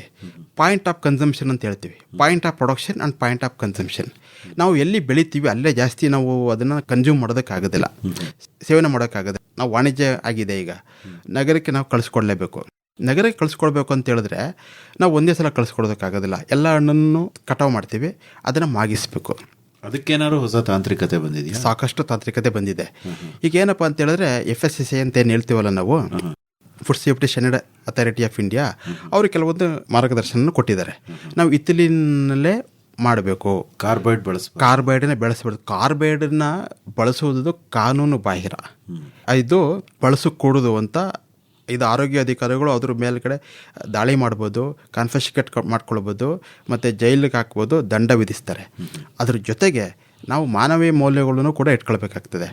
ನಾವು ಕ್ಯಾಲ್ಸಿಯಂ ಕಾರ್ಬೈಡನ್ನ ಹಾಕೋದ್ರಿಂದ ಕ್ಯಾನ್ಸರ್ ಭರಿತ ಆರೋಗ್ಯಕ್ಕೆ ಹಾನಿ ಆಗುವಂಥದ್ದು, ಮತ್ತು ಮಕ್ಕಳುಗಳಿಗೆ ಮತ್ತು ಗರ್ಭಿಣಿಯರಿಗೆ ಅದನ್ನು ಪ್ರಾಬ್ಲಮ್ ಆಗುತ್ತೆ. ಅದಕ್ಕೋಸ್ಕರ ಈಗ ಗ್ರಾಹಕರ ಸಾಮಾನ್ಯವಾದ ಪ್ರಶ್ನೆನೇ ಇದು, ಕಾರ್ಬೈಡ್ ಹಾಕಿ ಹಣ್ಣು ಮಾಡಿದಾರೋ ಅಥವಾ ಸ್ವಾಭಾವಿಕವಾಗಿ ಎಥಿಲಿನ್ ಹಾಕಿ ಹಣ್ಣು ಮಾಡಿದಾರೋ, ಇದನ್ನು ಪತ್ತೆ ಹಚ್ಚೋದು ಹೇಗೆ? ಪತ್ತೆ ಹಚ್ಚೋದು ಇದು ಕೆಲವೊಂದು ಸಲ ಲ್ಯಾಬ್ರೇಟರಿನಲ್ಲಿ ಮಾಡ್ಬೋದು. ಹಾಗೆ ಸಾಧಾರಣವಾಗಿ ನೋಡಬೇಕು ಅಂತೇಳಿ ಪ್ಯಾಚಸ್ ಆಗುತ್ತೆ. ಗ್ರೀನ್ ಪ್ಯಾಚಸ್ಸಿಂದ ರೆಡ್ ಪ್ಯಾಚಸ್ ಬರುತ್ತೆ, ಭಾಳ ಫುಲ್ ಹಳದಿ ಕಲರ್ ಇರುವಂಥದ್ದು. ಮತ್ತು ಇನ್ನೊಂದ್ಸಲ ಒಳಗಡೆ ಹುಳಗಳೆಲ್ಲ ಇದ್ದರೆ ಹುಳಗಳು ಎಲ್ಲ ಸತ್ತೋಗ್ಬಿಟ್ಟಿರ್ತವೆ. ಈಗ ಜಾಸ್ತಿ ನಾರ್ಮಲಿ ಮಾವಿನಲ್ಲಿ ಫ್ರೂಟ್ ಫ್ಲೈಸ್ ಅಂತ ಹೇಳ್ತೀವಲ್ಲ, ಫ್ರೂಟ್ ಫ್ಲೈಸ್ ಒಳಗಡೆ ಮೊಟ್ಟೆ ಇಟ್ಟಿರ್ತಾರೆ, ಮತ್ತು ಅದು ಮ್ಯಾಗೆಟ್ಸ್ ಆಗಿರ್ತದೆ. ಕ್ಯಾಲ್ಸಿಯಂ ಕಾರ್ಬೈಡ್ ಎಲ್ಲ ಆಗಿದ್ರೆ ಎಷ್ಟು ಬಿಸಿಯಾಗಿರುತ್ತೆ ಅಂತ ಹೇಳಿದ್ರೆ ಒಂದೊಂದು ಸಲ ನಾವು ಕೈಯೆಲ್ಲ ಹಾಕಿದ್ರೆ ಕೈಯೆಲ್ಲ ಬರ್ನ್ ಆಗಿ ಸಾಧ್ಯತೆ ಇರುತ್ತೆ. ಅದು ಸಿಕ್ಕಾಬಿಟ್ಟು ಜಾಸ್ತಿ ಟೆಂಪ್ರೇಚರ್ ಜಾಸ್ತಿ ಆಗ್ಬಿಟ್ಟು ಎಲ್ಲ ಒಳಗಡೆ ಹುಳಗಳೆಲ್ಲ ಸತ್ತೋಗ್ಬಿಟ್ಟಿರ್ತದೆ. ಬಟ್ ಅದು ಒಂದು ವೈಟ್ ಪ್ಯಾಚಸ್ ಥರ ಕಾಣಿಸುತ್ತೆ, ಇರೆಗ್ಯುಲರ್ ರೈಪನಿಂಗ್ ಥರ ಒಂದಿರುತ್ತೆ. ಬಟ್ ನಾವು ತಿಂದಾಗ ಅಷ್ಟು ಸ್ವಾದಭರಿತವಾಗಿ ಇರೋದಿಲ್ಲ. ಅಂದರೆ ಟೆಂಪ್ರೇಚರ್ ತುಂಬ ಜಾಸ್ತಿ ಆಗೋಗ್ಬಿಟ್ಟಿರುತ್ತೆ. ಅದಕ್ಕೋಸ್ಕರ ಏನು ಮಾಡಬೇಕು ಅಂತ ಹೇಳಿದ್ರೆ, ನಮಗೆ ಇಥಿಲಿನ್ ಗ್ಯಾಸ್ ಅಂತ ಬರುತ್ತೆ, ಹಣ್ಣಿನಲ್ಲೇ ಬರ್ತಾ ಇರ್ತದೆ. 0.1 ಮೈಕ್ರೋಗ್ರಾಮ್ ಅಂತ ಹೇಳ್ತೀವಿ. 1 ppm ಅಂತ ಹೇಳ್ತೀವಿ ನಾವು. ಅದನ್ನು 1 ppm ಇದ್ರೂ ಸಾಕು. ಬಟ್ ಏನಪ್ಪ ಅಂತ ಹೇಳಿದ್ರೆ ನಮಗೆ ಸ್ವಲ್ಪ ಬೇಗ ಹಣ್ಣಾಗಬೇಕು ಅಂತ ಹೇಳಿದಾಗ ಇದು ನೈಸರ್ಗಿಕವಾಗಿ ಸಿಗುವಂಥದ್ದು ಇದು ಗ್ಯಾಸ್. ಇದು 100 ಇಂದ 150 ppm ಅಂತ ಹೇಳ್ತೀವಿ. ಅದನ್ನು ಬಿಟ್ಟು ಈಗ ಹೇಗೆ ಬಂದಿದೆ, ಮೊದಲೆಲ್ಲ ತಂತ್ರಜ್ಞಾನ ಕೆಲವೊಬ್ರಿಗೆ ಮಾತ್ರ ಲಭ್ಯತೆ ಇತ್ತು. ಈಗ ಹೇಗೆ ಲಭ್ಯತೆ ಇದೆ ಅಂತ ಹೇಳಿದ್ರೆ, ನಮ್ಮ ಈ ಕ್ವಿಕ್ ಕಾಮರ್ಸ್ ಅಂತ ಏನು ಹೇಳ್ತೀವಲ್ಲ, ಫ್ಲಿಪ್ಕಾರ್ಟು, ಅಮೆಝಾನಲ್ಲೆಲ್ಲ ಇಥಿಲೀನ್ ಗ್ಯಾಸ್ ಸಿಗ್ತಾ ಇದೆ. ಅಲ್ಲಿ ಕ್ಯಾನ್ಸ್, ಈಗ ಪರ್ಫ್ಯೂಮ್ ಕ್ಯಾನ್ಸ್ ಬರ್ತದಲ್ಲ, ಪರ್ಫ್ಯೂಮ್ ಕ್ಯಾನ್ ಥರನೇ ಒಂದು ಕ್ಯಾನು 150 ರೂಪಾಯಿ. ಒಂದು ಕ್ಯಾನು 150 ರೂಪಾಯಿ. ಅದು ಒಂದು ಕ್ಯಾನ್ನಲ್ಲಿ ನಾವು 3 ಟನ್ನ ಮಾಗಿಸ್ಬೋದು. ವಿಧಾನ ಹೇಗೆ? ಇದಕ್ಕೆ ಏನಪ್ಪ ಅಂದರೆ ಏರ್ ಟೈಟ್ ರೂಮ್ ಇರಬೇಕು. ಈಗ ಮನೆಯಲ್ಲಿ ಯಾವುದೋ ಒಂದು ರೂಮ್ನ ನಾವು ಏರ್ ಟೈಟ್ ಕೋಣೆ ಮಾಡ್ಕೊಳ್ಬೋದು. ಕಿಟಕಿ ಇದ್ದರೆ ಕಿಟಕಿ ಎಲ್ಲ ಮುಚ್ಚೋದು, ಒಂದು ಪೇಪರ್ ಸುತ್ತಬಿಟ್ಟು ಒಂದು ಸೆಲೋ ಟೈಪ್ ಅಂಟಿಸಿದ್ರೆ ಆಗುತ್ತೆ. ಬಾಗಿಲಿದ್ರೆ ಬಾಗಿಲಿಗೆ ನೀಟಾಗಿ ಪ್ಯಾಕ್ ಮಾಡುವಂಥದ್ದು. ಸ್ವಲ್ಪ ಇಲ್ದವರೆ ನೀಟಾಗಿ ಬಾಗಿಲು ತುಂಬ ಚೆನ್ನಾಗಿದೆ ಅಂತ ಹೇಳಿದ್ರೆ ಏನು ತೊಂದರೆ ಇರೋದಿಲ್ಲ. ಪ್ಲಾಸ್ಟಿಕ್ ಕ್ರೇಟ್ಸ್ನಲ್ಲಿ ಹಣ್ಣು ಇಡುವಂಥದ್ದು. ನಾವು ನಾರ್ಮಲಿ ಏನು ಮಾಡಬೇಕು ಅಂತ ಹೇಳಿದ್ರೆ, ಇಥಿಲೀನ್ ಗ್ಯಾಸ್ ಕೊಡುವಂಥದ್ದು ಫ್ರೀ ಸ್ಪೇಸ್ಗೆ, ಎಂಟಿ ಸ್ಪೇಸ್ಗೆ. ಈಗ ಸಪೋಸು 1 ಟನ್ ಇದೆ ಅಂತ ಹೇಳಿದ್ರೆ 10 ಅಡಿ ರೂಮ್ ಇದೆ ಅಂತ ಹೇಳಿದ್ರೆ ಒಳಗಡೆಗೆ ಬಿಟ್ಟು ಜಸ್ಟ್ ಸ್ಪ್ರೇ ಮಾಡಿಬಿಟ್ಟೋದು. ಗೊತ್ತಾಗುತ್ತೆ ನಮಗೆ. ಒಂದು ಖಾಲಿ ಜಾಗಕ್ಕೆ ಸ್ಪ್ರೇ, ಹಣ್ಣಿನ ಮೇಲ್ಗಡೆ ಏನು ಹತ್ರಕ್ಕೆ ಹೋಗಿ ಮಾಡುವಂಥದ್ದು. ಸಪೋಸ್ ಏನಾದ್ರೂ ಹಣ್ಣು ತುಂಬ ಕಡಿಮೆ ಇದೆ, ರೂಮ್ ಸ್ವಲ್ಪ ದೊಡ್ಡದಾಗಿದೆ ಅಂತ ಹೇಳಿದ್ರೆ ಕೆಳಗಡೆಗೆ ಖಾಲಿ ಕ್ರೇಟ್ಸ್ ಇಡೋದು. ಒಂದು ಕ್ರೇಟ್ಸು ಗೋಡೆಯಿಂದ ಒಂದು ಅರ್ಧ ಅಡಿ ದೂರ ಇಡೋದು. ಯಾಕೆಂದರೆ ಗಾಳಿ ಎಲ್ಲ ಆಡಬೇಕಲ್ಲ, ಅದ್ರ ಮೇಲೆ ಟಾರ್ಪಲ್. ಮತ್ತು ಹಣ್ಣು ಆದಮೇಲೆ 5-6 ಕ್ರೇಟ್ಸ್ ಒಂದು ಲೆವೆಲ್ ಆದಮೇಲೆ ಮೇಲೆಗಡೆ ಒಂದು ಖಾಲಿ ಕ್ರೇಟ್ಸ್ ಇಡೋದು. ಖಾಲಿ ಕ್ರೇಟ್ಸ್ ಇಟ್ಟಾದ್ಮೇಲೆ ಮೇಲೆಗಡೆ ಪ್ಲಾಸ್ಟಿಕ್ ಹಾಕೋದು. ಮನೆಯಲ್ಲಿ ಪ್ಲಾಸ್ಟಿಕ್ ಟಾರ್ಪಲ್ ಇದ್ದೇ ಇರ್ತದೆ. ಒಳಗಡೆ ಹೋಗ್ಬಿಟ್ಟು ನಾವು ಸ್ಪ್ರೇ ಮಾಡೋದು. ಏನಾಗೋದಿಲ್ಲ, ಒಳಗಡೆ ಸ್ಪ್ರೇ ಮಾಡಿಬಿಟ್ಟು ಕ್ಲೋಸ್ ಮಾಡಿ ಬಂದ್ಬಿಡೋದು. ಇದು 24 ಅವರ್ಸ್ ಮಾತ್ರ. 24 ಅವರ್ಸ್ಗಿಂತ ಜಾಸ್ತಿ ಇಡೋಕ್ಕೋಗ್ಬಿಡೋದು. 24 ಅವರ್ಸ್ ಆದಮೇಲೆ ಪ್ಲಾಸ್ಟಿಕ್ ಟಾರ್ಪಲ್ ತೆಗೆದು ಗಾಳಿ ಆಡೋದಕ್ಕೆ ಬಿಡಬೇಕು. ಇದಾದ 3 ದಿಂದ 4 ದಿನಕ್ಕೆ ಹಣ್ಣಾಗೋದಕ್ಕೆ ಸ್ಟಾರ್ಟ್ ಆಗುತ್ತೆ. ಇದಕ್ಕೊಂದು ಮೊದಲೇ ಏನು ಹೇಳಿದ್ವಿ, ಒಂದೇ ಸಲ ಹಾಕ್ಬಿಡ್ತಾರೆ, 3 ದಿನದ ತನಕ ಗಾಳಿ ಆಡೋದಕ್ಕೆ ಬಿಡೋದಿಲ್ಲ. 4 ದಿನದ ತನಕ ಗಾಳಿ ಆಡೋದಕ್ಕೆ ಅದು ತಪ್ಪು. ಅದು ಯಾವಾಗುತ್ತೆ, ರೆಫ್ರಿಜಿರೇಟೆಡ್ ಕಂಡೀಷನ್ಸ್ ಇದ್ದಾಗ ನಾವು ಅಲ್ಲಿ ಒಳಗಡೆ ಬಿಡ್ಬೋದು. ಯಾಕೆಂದ್ರೆ ಅಲ್ಲಿ ತಾಪಮಾನ 18 ಡಿಗ್ರಿಯಿಂದ 22-25 ಡಿಗ್ರಿ ತನಕ ಇರುತ್ತೆ. ಬಟ್ ಇಲ್ಲಿ ನಾವು ಜಸ್ಟ್ ನಾರ್ಮಲ್ ರೂಮ್ನಲ್ಲಿ ಮನೆಯಲ್ಲೇ ಎಲ್ಲೆಲ್ಲಿ ಬೆಳಿತೀವಿ ಅಲ್ಲಲ್ಲೇ ನಾವೊಂದು ಫಾರ್ಮ್ ಹೌಸ್ ಇರ್ಬೋದು, ಪ್ಯಾಕಿಂಗ್ ಹೌಸ್ ಇರ್ಬೋದು, ಅಲ್ಲಿ ಏರ್ ಕಂಡೀಷನ್ಸ್ ಇರೋದಿಲ್ಲ. ನಾವು ನಾರ್ಮಲಿ ಹೊರಗಡೆ ಬಿಸಿಲದು, ಸಮ್ಮರ್ ಬಿಸಿಲು ತುಂಬ ಜಾಸ್ತಿ ಇರುತ್ತೆ. ಮತ್ತು ನಾನು ಮೊದಲು ಹೇಳಿದೆ, ಹಣ್ಣು ಉಸಿರಾಡ್ತಾ ಇರ್ತದೆ, ಬಿಸಿ ಜಾಸ್ತಿ ಆಗುತ್ತೆ. ಟೆಂಪ್ರೇಚರ್ 40 ಡಿಗ್ರಿಗೆಲ್ಲ ಹೊಟ್ಟೋಗ್ಬಿಡುತ್ತೆ. ಆ ಟೆಂಪ್ರೇಚರ್ ಹೋದಾಗ ಜಾಸ್ತಿ ಹಣ್ಣು ಕೆಡೋದಕ್ಕೆ ಸ್ಟಾರ್ಟ್ ಆಗಿಬಿಡುತ್ತೆ. ನೀವು ಮೊದಲು ಹೇಳಿದ್ರಿ ಬೇಗ ಕೆಟ್ಟೋಗ್ಬಿಡ್ತದಲ್ಲ ಅದು ಅಂತ ಹೇಳ್ಬಿಟ್ರಿ. ಇದು ನಾವು ಕಟಾವು ಮಾಡಬೇಕಾದಾಗ ವಾತಾವರಣದಲ್ಲಿ ಸಾಕಷ್ಟು ಕ್ರಿಮಿಕೀಟಗಳು ಇರ್ತದೆ. ಅದು ಆಂಥ್ರಾಕ್ನೋಸ್, ಅದು ಕಲೆಕ್ಟೋಟ್ರೈಕಮನ್ ಅಂತ ಏನು ಹೇಳ್ತೀವಲ್ಲ, ಅದು ಇಲ್ಲಿ ತುಂಬ ಬಿಸಿಯಾದಾಗ ಮತ್ತು ನೀರಿನಂಶ ತುಂಬ ಜಾಸ್ತಿ ಆದಾಗ ಪ್ಲಾಸ್ಟಿಕ್ ಉಸಿರಾಡ್ತಾ ಇರ್ತದಲ್ಲ, ನೀರಿನಂಶ ಹೊರಗಡೆ ಬರ್ತಾ ಇರ್ತದೆ. ಅದಕ್ಕೆ ಮೈಕ್ರೋ ಆರ್ಗನ್ಸ್ಗೆ ಏನು ಬೇಕು, ಸಕ್ಕರೆ ಅಂಶ ಬೇಕು, ನೀರಿನಂಶ ಬೇಕು, ಜಾಸ್ತಿ ಉತ್ಪತ್ತಿ ಹಾಕೋಗ್ಬಿಡ್ತದೆ. ಅದಕ್ಕೋಸ್ಕರ 24 ಗಂಟೆ ಮಾತ್ರ ಗಾಳಿ ಆಡದೇ ಇರುವಂಥ ಒಂದು ಕೋಣೆಯಲ್ಲಿ ಭದ್ರವಾಗಿ ಇಟ್ಟು ಇಥಿಲೀನ್ನ ಸ್ಪ್ರೇ ಮಾಡಿ ನಾವು 24 ಗಂಟೆ ಆದಮೇಲೆ ಫ್ರೀ ಸ್ಪೇಸ್ ಬಿಟ್ಟು ಗಾಳಿ ಆಡುವಾಗೆ ಬಿಟ್ಟರೆ ಹಣ್ಣು 3 ದಿಂದ 4 ದಿನಕ್ಕೆ ಹಣ್ಣಾಗುತ್ತೆ. ಅಡೆ ಹಾಕಿದ್ರು ಹಣ್ಣಾಗುತ್ತೆ, ಅಡೆ ಹಾಕಿದ್ರು ಹಣ್ಣಾಗುತ್ತೆ. ಬಟ್ ಏನಪ್ಪ ಅಂತ ಹೇಳಿದ್ರೆ, ನಾವು ಏನೇ ಆದ್ರೂ 24 ಗಂಟೆ ಆದಮೇಲೆ ನಾವು ಅದನ್ನು ಕ್ಲೋಸ್ ಮಾಡಲೇಬಾರ್ದು. ಮತ್ತು ಇನ್ನೊಂದು, ಹಣ್ಣುಗಳಿಗೆ ಮುಖ್ಯವಾಗಿ ನಾನು ಮೊದಲು ಹೇಳಿದೆ, ಒಂದು ಟೆಂಪ್ರೇಚರ್, ರಿಲೇಟಿವ್ ಹ್ಯುಮಿಡಿಟಿ, ವೆಂಟಿಲೇಷನ್ ನಾವು ಎಷ್ಟು ಕೊಡ್ತೀವಿ ಅಷ್ಟು ಹಣ್ಣು ಜಾಸ್ತಿ ದಿನ ಬೀಳುತ್ತೆ, ಬೇಗ ಹಣ್ಣು ಕೆಡೋದಿಲ್ಲ. ನೀವು ಭತ್ತದ ಹುಲ್ಲಲ್ಲಿ ಹಾಕ್ಬಿಟ್ರೆ ಒಂದು ಲೇಯರ್ ಬೈ ಲೇಯರ್ ಒಂದು 20-30 ಲೇಯರ್ ಹಾಕಿರ್ತೀವಿ. ಕೆಳಗಡೆ ಇರೋ ಹಣ್ಣಿಗೆ ಸಿಕ್ಕಾಪಟ್ಟೆ ಪ್ರೆಷರ್ ಬೀಳ್ತಾ ಇರ್ತದೆ, ಕೆಳಗಡೆ ಇರೋ ಹಣ್ಣಿಗೆ ಗಾಳಿ ಆಡ್ತಾ ಇರೋದಿಲ್ಲ. ಇದು ಏನಾಗುತ್ತೆ, ಹಣ್ಣಾಗುತ್ತೆ, ಗಾಳಿ ಆಡ್ತಾ ಇರೋದಿಲ್ಲ, ಬೇಗ ಹಾಳಾಗುತ್ತೆ. ಮೊದಲೇ ಹೇಳಿದ್ನೆಲ್ಲ ನಾನು, ಆಂಥ್ರಾಕ್ನೋಸ್ ಅಂತ, ಅದು ಒಳಗಡೆ ಮೈಕ್ರೋಬ್ಸ್ ಎಲ್ಲ ಒಳಗಡೆ ಇರುತ್ತೆ. ಅದಕ್ಕೋಸ್ಕರ ಪ್ಲಾಸ್ಟಿಕ್ ಕ್ರೇಟ್ಸ್ನಲ್ಲೇ ಹಾಕಬೇಕು. ಪ್ಲಾಸ್ಟಿಕ್ ಕ್ರೇಟ್ಸ್ನಲ್ಲಿ ಹಾಕೋದ್ರಿಂದ ಇದು ಈ ಹಣ್ಣು ಮಾಡ್ಬೋದು, ಕೊಳೆತಾ ಇರೋ ಥರನೂ ಮಾಡ್ಬೋದು. ಹಣ್ಣಿನ ಮೇಲೆ ಕೆಲವು ಸರಿ ಬಿಳಿ ಪುಡಿ ಥರ ಇರುತ್ತಲ್ಲ, ಅದು ಏನು? ನಾನು ಈಗ ಎಲ್ಲ ಹಣ್ಣುಗಳಿಗೂ ನ್ಯಾಚುರಲಾಗೆ ದೇವರು ಕೊಟ್ಟಿರ್ತೀನಿ ಅಂತ ಹೇಳೋದಿಲ್ಲ, ಅದು ಬ್ಲೂಮ್ ಅಂತ ಹೇಳ್ತೀವಿ. ಅದು ವ್ಯಾಕ್ಸ್ ಲೇಯರ್. ಅದು ಆ ವ್ಯಾಕ್ಸ್ ಲೇಯರು ನೀರಿನಂಶನ ಹೊರಗಡೆಗೆ ಹೋಗೋದನ್ನು ಕಡಿಮೆ ಮಾಡುತ್ತೆ. ಅದನ್ನು ನಾವು ಹ್ಯಾಂಡ್ಲ್ ಮಾಡಬೇಕಾದಾಗ ಮುಟ್ತಾ ಇರ್ತೀವಿ, ತೊಳಿತಾ ಇರ್ತೀವಿ. ಮತ್ತು ಲೋಡಿಂಗ್ ಮಾಡಬೇಕಾದ್ರೆ, ಟ್ರಾಕ್ಟರ್ಗೆ ಹಾಕಬೇಕಾದ್ರೆ, ಗಾಡಿಗಳಿಗೆ ಹಾಕಬೇಕಾದ್ರೆ, ಅದನ್ನೆಲ್ಲ ಹಾಕಬೇಕಾದಾಗ ಅದು ಒಂದಕ್ಕೊಂದಿಗೆ ರಬ್ ಆಗುತ್ತೆ, ಕೈನಲ್ಲಿ ಮುಟ್ತೀವಿ, ಅದೆಲ್ಲ ಹಾಳಾಗಿ ಓಡ್ತಾ ಇರ್ತದೆ. ಅದರಿಂದ ಯಾವುದೇ ಥರವಾದಂಥ ತೊಂದರೆ ಏನು ಆಗೋದಿಲ್ಲ. ಅದರಿಂದ ನಮಗೆ ವರದಾನನೇ ಅಂತಲೇ ಹೇಳ್ಬೋದು. ಪೌಡ್ರ ಕಣ್ಣು ಮಾಡೋದು ಅಂತಾರಲ್ಲ, ಅವರು ತುಂಬ ಜನ ಏನು ಅನ್ಕೋತಾರೆ, ಅದು ಆ ಪೌಡ್ರೇ ಇಲ್ಲ. ಆ ಒಂದು ಮೈಂಡಿಗೆ ಬಂದುಬಿಟ್ಟಿದೆ ಅದು. ಆ ಪೌಡ್ರ್ ಕೆಲವೊಂದು ಕಡೆ ಹಣ್ಣು ಮೇಲೆ ಇರುತ್ತೆ ಅಂತ ಹೇಳ್ಬಿಟ್ಟು. ಮೊದಲು ಆ ಒಂದು ಕಾಲ ಇತ್ತು, ಅದು ತಗೊಳ್ಬೇಕು ಅಂತ ಹೇಳಿದ್ರು 200 ರೂಪಾಯಿ 300 ರೂಪಾಯಿ ಆಗುತ್ತೆ. ನಾನು ಈಗ ಜಸ್ಟ್ ಹೇಳಿದೆ, ಕ್ವಿಕ್ ಕಾಮರ್ಸು, ನೀವು ಜಸ್ಟ್ ಚಿಟಕಿ ಹೊಡಿಷ್ಟರಲ್ಲಿ ನೀವು ಬುಕ್ ಮಾಡಿ ನಾಳೆದಲ್ಲಿ ನಿಮಗೆ ಕ್ಯಾನ್ ಬಂದುಬಿಡುತ್ತೆ. 150 ರೂಪಾಯಿ. ನೀವು ಬಲ್ಕಾಗಿ ತಗೊಂಡ್ರೆ 70 ರೂಪಾಯಿ 80 ರೂಪಾಯಿ. ₹70 ₹80 ಸೆಂಟ್ ಹೊಡ್ಕೊಂಡು ಪರ್ಫ್ಯೂಮ್ ಹೊಡ್ಕೊಂಡು ಹೊಡೆದು ಬಿಡ್ಬೋದು. ತಂತ್ರಜ್ಞಾನ ಆ ಮಟ್ಟಕ್ಕೆ ಸಿಂಪ್ಲಿಫೈ ಆಗಿಬಿಟ್ಟಿದೆ.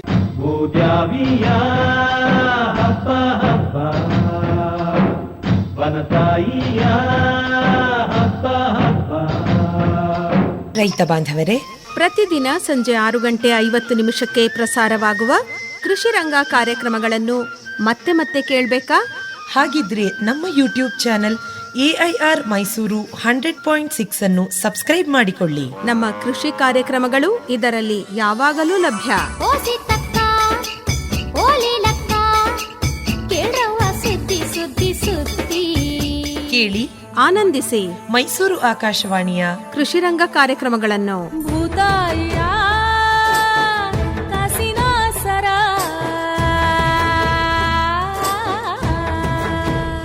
ಈ ಸಣ್ಣ ಮಾಗಿಸೋ ಇದು ಕೋಣೆಗಳ ತರ ಇರೋವು ಬಂದಿದಾವಲ್ವಾ ಈಗ? ಎಸ್, ಸಣ್ಣದು ಒಂದು ಟಾರ್ಪಲ್ಗಳ ಥರ ಬಂದಿದ್ದಾವೆ. ಎಷ್ಟು 8 ಅಡಿ 8 ಅಡಿ 10 ಅಡಿ 10 ಅಡಿ ಏನಿಲ್ಲ, ಫುಲ್ ಅದಕ್ಕೆ ಒಂದು ಪ್ಲಾಸ್ಟಿಕ್ ಪೈಪ್ನ ಕೊನೆಗೆ ಕೊಟ್ಬಿಟ್ಟು ಒಂದು ಡೋರ್ ಥರ ಒಂದು ಜಿಪ್ಪಲ್ಲಿ ಒಂದು ಡೋರ್ ಓಪನ್ ಮಾಡೋದು, ಒಳಗಡೆ ಹೋಗಿ ಪ್ಲಾಸ್ಟಿಕ್ ಕ್ರೇಟ್ಸ್ ಹಣ್ಣಿನಲ್ಲಿರುವಂಥ ಪ್ಲಾಸ್ಟಿಕ್ ಕ್ರೇಟ್ಸ್ ಇಡೋದು, ಸ್ಪ್ರೇ ಮಾಡೋದು, ಹೊರಗಡೆ ಬಂದ್ಬಿಡೋದು ಅಷ್ಟೇನೆ. ಭಾಳ ಅದೇ ಹೇಳಿದ್ನಲ್ಲ, ತಂತ್ರಜ್ಞಾನ ಹೋಗ್ತಾ ಹೋಗ್ತಾ ಹೋಗ್ತಾ ಭಾಳ ತುಂಬ ಚೆನ್ನಾಗಾಗಿದೆ, ವೆರಿ ಸಿಂಪಲ್ ಆಗಿದೆ. ಬಾಳೆನೂ ಹೀಗೆ ಹಣ್ಣು ಮಾಡ್ಬೋದಾ? 100% ಬರ್ತಾ ಇರುವಂಥ ಬಾಳೆ ಹಣ್ಣೆಲ್ಲರೂ ಇದೇ ರೀತಿಯೇ ಹಣ್ಣು ಮಾಡಿಸ್ತಾ ಇರುವಂಥದ್ದು. ಅದಕ್ಕೆ ಪ್ರಚಲಿತವಾಗಿ ಬಂದ್ಬಿಟ್ಟಿದೆ. 365 ಡೇಸ್ ಹಣ್ಣು ಮಾಡಿಸ್ತಾನೆ ಇರ್ತಾರೆ. ಒಂದು ಮೊದಲೆಲ್ಲ ಎಥಫಾನ್ ಹಾಕ್ಬಿಟ್ಟು ಮಾಡ್ತಾಯಿದ್ರು. ಈಗ ಜನಗಳಿಗೆ ಏನಾಗಿದೆ ಅಂತ ಹೇಳಿದ್ರೆ ಎಥಫಾನ್ಗಿಂತ ರೆಫ್ರಿಜರೇಟರ್ ಕಂಡೀಷನಲ್ಲೇ ಮಾಡ್ತಾಯಿದ್ದಾರೆ. ಇಥಿಲಿನ್ ಗ್ಯಾಸ್ನ ಕೊಡ್ತಾ ಇದ್ದಾರೆ. ಅವರು ಅಲ್ಲಿ ಇಥಿಲಿನ್ ಗ್ಯಾಸ್ ಕೊಡೋದ್ರಿಂದ 4 ದಿನದಲ್ಲೇ ಒಳ್ಳೆ ಸಫಿಸ್ಟಿಕೇಟೆಡ್ ಕಲರ್ ಬರ್ತಾ ಇರ್ತದೆ. ರೈಟ್, ಅದಕ್ಕೆ ಮತ್ತೆ ಚಿಪ್, ಈಗೆಲ್ಲ ಮೊದಲೆಲ್ಲ ಗೊನೆ ಇಟ್ಬಿಟ್ಟು ಒಳಗಡೆ ಮಾಡ್ತಿದ್ರು. ಈಗ ಗೊನೆ ತೆಗೆದುಬಿಟ್ಟು ಚಿಪ್ ಇಟ್ಬಿಟ್ಟು ಪ್ಲಾಸ್ಟಿಕ್ ಕ್ರೇಟ್ಸಲ್ಲಿ ಇಟ್ಟು ಮಾಡ್ತಾ ಇದ್ದಾರೆ. ಕಣಜದ ಥರ ಮಾಡಿಬಿಟ್ಟು ಗೊನೆ ಇಟ್ಬಿಟ್ಟು ಗಂಧದ ಕಡ್ಡಿನ ಯಾವುದೋ ಕಡ್ಡಿ ಹಚ್ಬಿಟ್ಟು ಬಂದ್ಬಿಡೋರು. ಹೌದು ಅಲ್ವಾ? ಹೌದು. ಈಗ ಅದು ಅಸಿಟಾಲ್ಡಿಹೈಡ್ ಬರ್ತದೆ. ಬೇಸಿಕಲಿ ಏರ್ ಟೈಟ್ ಒಂದು, ಅದರಲ್ಲಿ it also gives traces of ethylene. ಮೊದಲೆಲ್ಲ ಮಾಡ್ತಿದ್ರು ನೋಡಿ. ಈಗ ಮೊದಲೆಲ್ಲ ಮೊಬೈಲ್ ಇರಲಿಲ್ಲ, ಈಗ ತಂತ್ರಜ್ಞಾನ ಸಾಕಷ್ಟು ಮುಂದುವರೆದಿದೆ. ಬಟ್ ಇನ್ನೊಂದು ಸಿಂಪ್ಲಿಫೈ ಆಗಿದೆ. ಸಿಂಪ್ಲಿಫೈ ಆಗಿರೋದ್ರಿಂದ ಇಥಿಲಿನ್ ಗ್ಯಾಸ್ ಹಾಕಿ ಮಾಗುವಂಥದ್ದು ಮಾವಿನ ಹಣ್ಣಿಗಿರಲಿ, ಬಾಳೆಹಣ್ಣಿಗಿರಲಿ. ಮತ್ತು ನೋಡಿ, ನೀವು ಸ್ವಲ್ಪ ಮನೆಯಲ್ಲೇ 50 kg ಮಾವಿನ ಹಣ್ಣು ಮಾತ್ರ ಇರುತ್ತೆ ಅಂತ ಅಂದ್ಕೊಳ್ಬೋದು.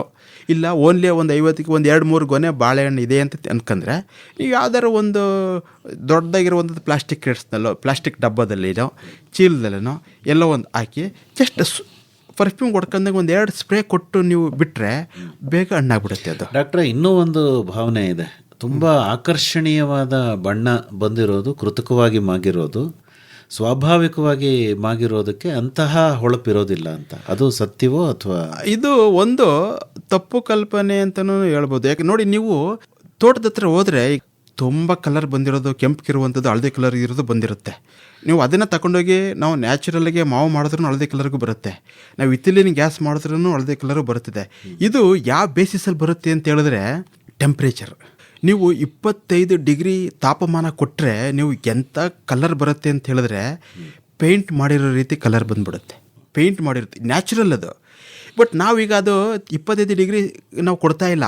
ಹೊರಗಡೆ ಇಟ್ಟಾಗ ನಾರ್ಮಲಿ 30 ಡಿಗ್ರಿ, 32, 35. ಯಾಕೆಂದರೆ ನೀವು ಹೇಳಿದ್ರಿ ಭತ್ತದುಲ್ಲಲ್ಲಿ ಒಂದು ಕಡೆ ಹಾಕ್ಬಿಟ್ಟಿದಾಗ ಒಳಗಡೆ ಹಣ್ಣು ಹೊರಗಡೆ 35 ಡಿಗ್ರಿ ಇರ್ತದೆ, ಹಣ್ಣು ಕೂಡ ಉಸಿರಾಡ್ತಾ ಇರ್ತದೆ, ಬಿಸಿ ಬಿಡ್ತಾ ಇರ್ತದೆ. 40 ಡಿಗ್ರಿಗೆ ಹೋಗ್ಬಿಟ್ಟಿರ್ತದೆ. 40 ಡಿಗ್ರಿಗೆ ಹೋದಾಗ ಕಲ್ಲರು ಇರ್ರೆಗ್ಯುಲರ್ ರೈಪನಿಂಗ್ ಆಗಿಬಿಡುತ್ತೆ.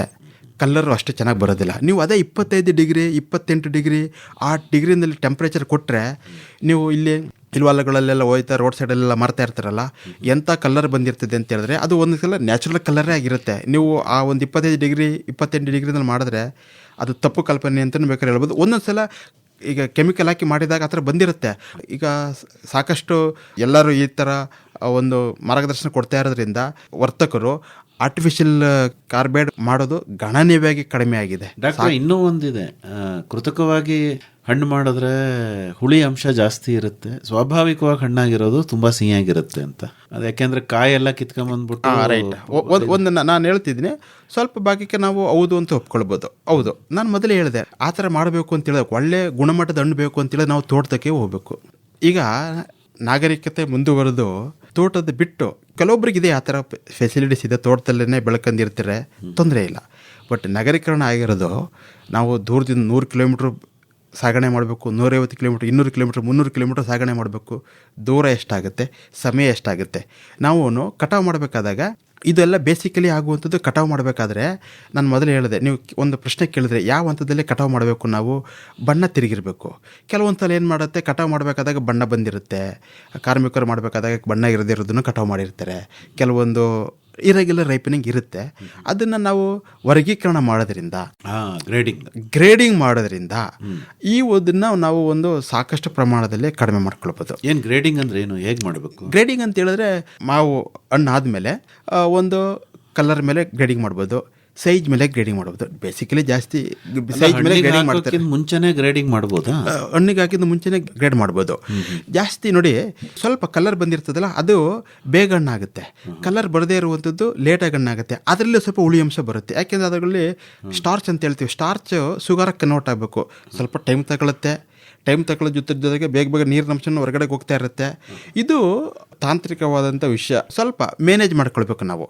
ನಮಗೆ ಚೆನ್ನಾಗಿ ಇರೋದು ಹಣ್ಣೆ ಬೇಕು ಅಂತ ಹೇಳಿದ್ರೆ ರೇಟು ತುಂಬ ಜಾಸ್ತಿ ಆಗುತ್ತೆ. ಮಾಗಿರುವಂಥದ್ದನ್ನೇ ಹಣ್ಣು ಕಟಾವು ಮಾಡಬೇಕು ಅಂತ ಹೇಳಿದಾಗ, ಯಾವುದಾದ್ರು ಹಸಿರಾಗಿರುವಂಥದ್ದು ಕಟಾವು ಮಾಡಲೇಬಾರ್ದು ಅಂತ ಹೇಳಿದಾಗ ಕಾರ್ಮಿಕರಿಗೂ ಸ್ವಲ್ಪ ನಾವು ಅದನ್ನು ಗಣನೀಯವಾಗಿ ಅವ್ರಿಗೆ ಸ್ವಲ್ಪ ಮನದಟ್ಟು ಮಾಡ್ಕೊಳ್ಬೇಕು. ನೀವು ಈ ಥರ ಹಣ್ಣನ್ನು ನೀವು ಕಟಾವು ಮಾಡಬೇಡಿ, ಸ್ವಲ್ಪ ಕಲರ್ ಬಂದಿರುವಂಥದ್ದನ್ನೇ ಕಟಾವು ಮಾಡಿ. ಹಣ್ಣು ಆದಮೇಲೆ ಅದನ್ನು ಸೈಜು, ಬಣ್ಣ ಅದಕ್ಕೆ ತಕ್ಕಂತೆ ಗ್ರೇಡ್ ಮಾಡ್ಕೊಳ್ಬೋದು.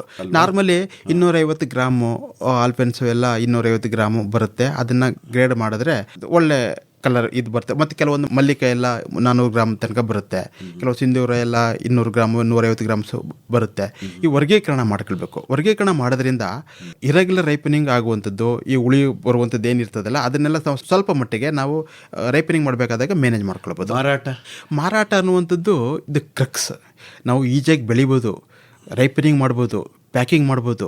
ಮಾರಾಟ ಮಾಡುವಂಥದ್ದು ನೇರ ಮಾರುಕಟ್ಟೆ ಮಾಡಿದಾಗ ನಮಗೆ ಸಾಕಷ್ಟು ಆದಾಯ ಬರುವಂಥದ್ದು. ನೇರ ಮಾರುಕಟ್ಟೆ ಮಾಡಿದ್ರೆ ಮಾರ್ಕೆಟಿಗೆ ಡೈರೆಕ್ಟಾಗಿ ನಾವು APMCಗೆ ಮಾಡಿದ್ರೆ ಟನ್ನೇಜ್ ಗಟ್ಟಲೆ ಕೊಟ್ಬಿಡ್ತಾರೆ. ಟನ್ನೇಜ್ ಗಟ್ಟಲೆ 30,000 40,000 ಅಂದರೆ ಆ ಸಮಯಕ್ಕೆ ಏನೇನು ಮಾರುಕಟ್ಟೆಯಲ್ಲಿ ನಡೀತಾ ಇದೆ, ಡಿಮ್ಯಾಂಡ್ ಆ್ಯಂಡ್ ಸಪ್ಲೈ ಬೇಸಿಸ್ ಮೇಲೆ ಆಗ್ತಾ ಇರ್ತದೆ. ನಾವು ನೇರ ಮಾರುಕಟ್ಟೆಗೆ ಮಾಡೋದ್ರಿಂದ ಸಾಕಷ್ಟು ಪ್ರಮಾಣದಲ್ಲಿ ನಾವು ಹಣ ಗಳಿಸ್ಕೊಳ್ಬೋದು. ಬಟ್ ಅದೇ ರೀತಿ ಶ್ರಮ ಇರುತ್ತದೆ. ಹಣ್ಣುಗಳಿಗೆಲ್ಲೂ ಪೆಟ್ಟಾಗಬಾರ್ದು, ಯೂನಿಫಾರ್ಮ್ ಕಲರ್ ಇರಬೇಕು, ನೀಟಾಗಿ ಪ್ಯಾಕೇಜ್ ಮಾಡಿರಬೇಕು, ಆಕರ್ಷವಾಗಿ ಇರಬೇಕು.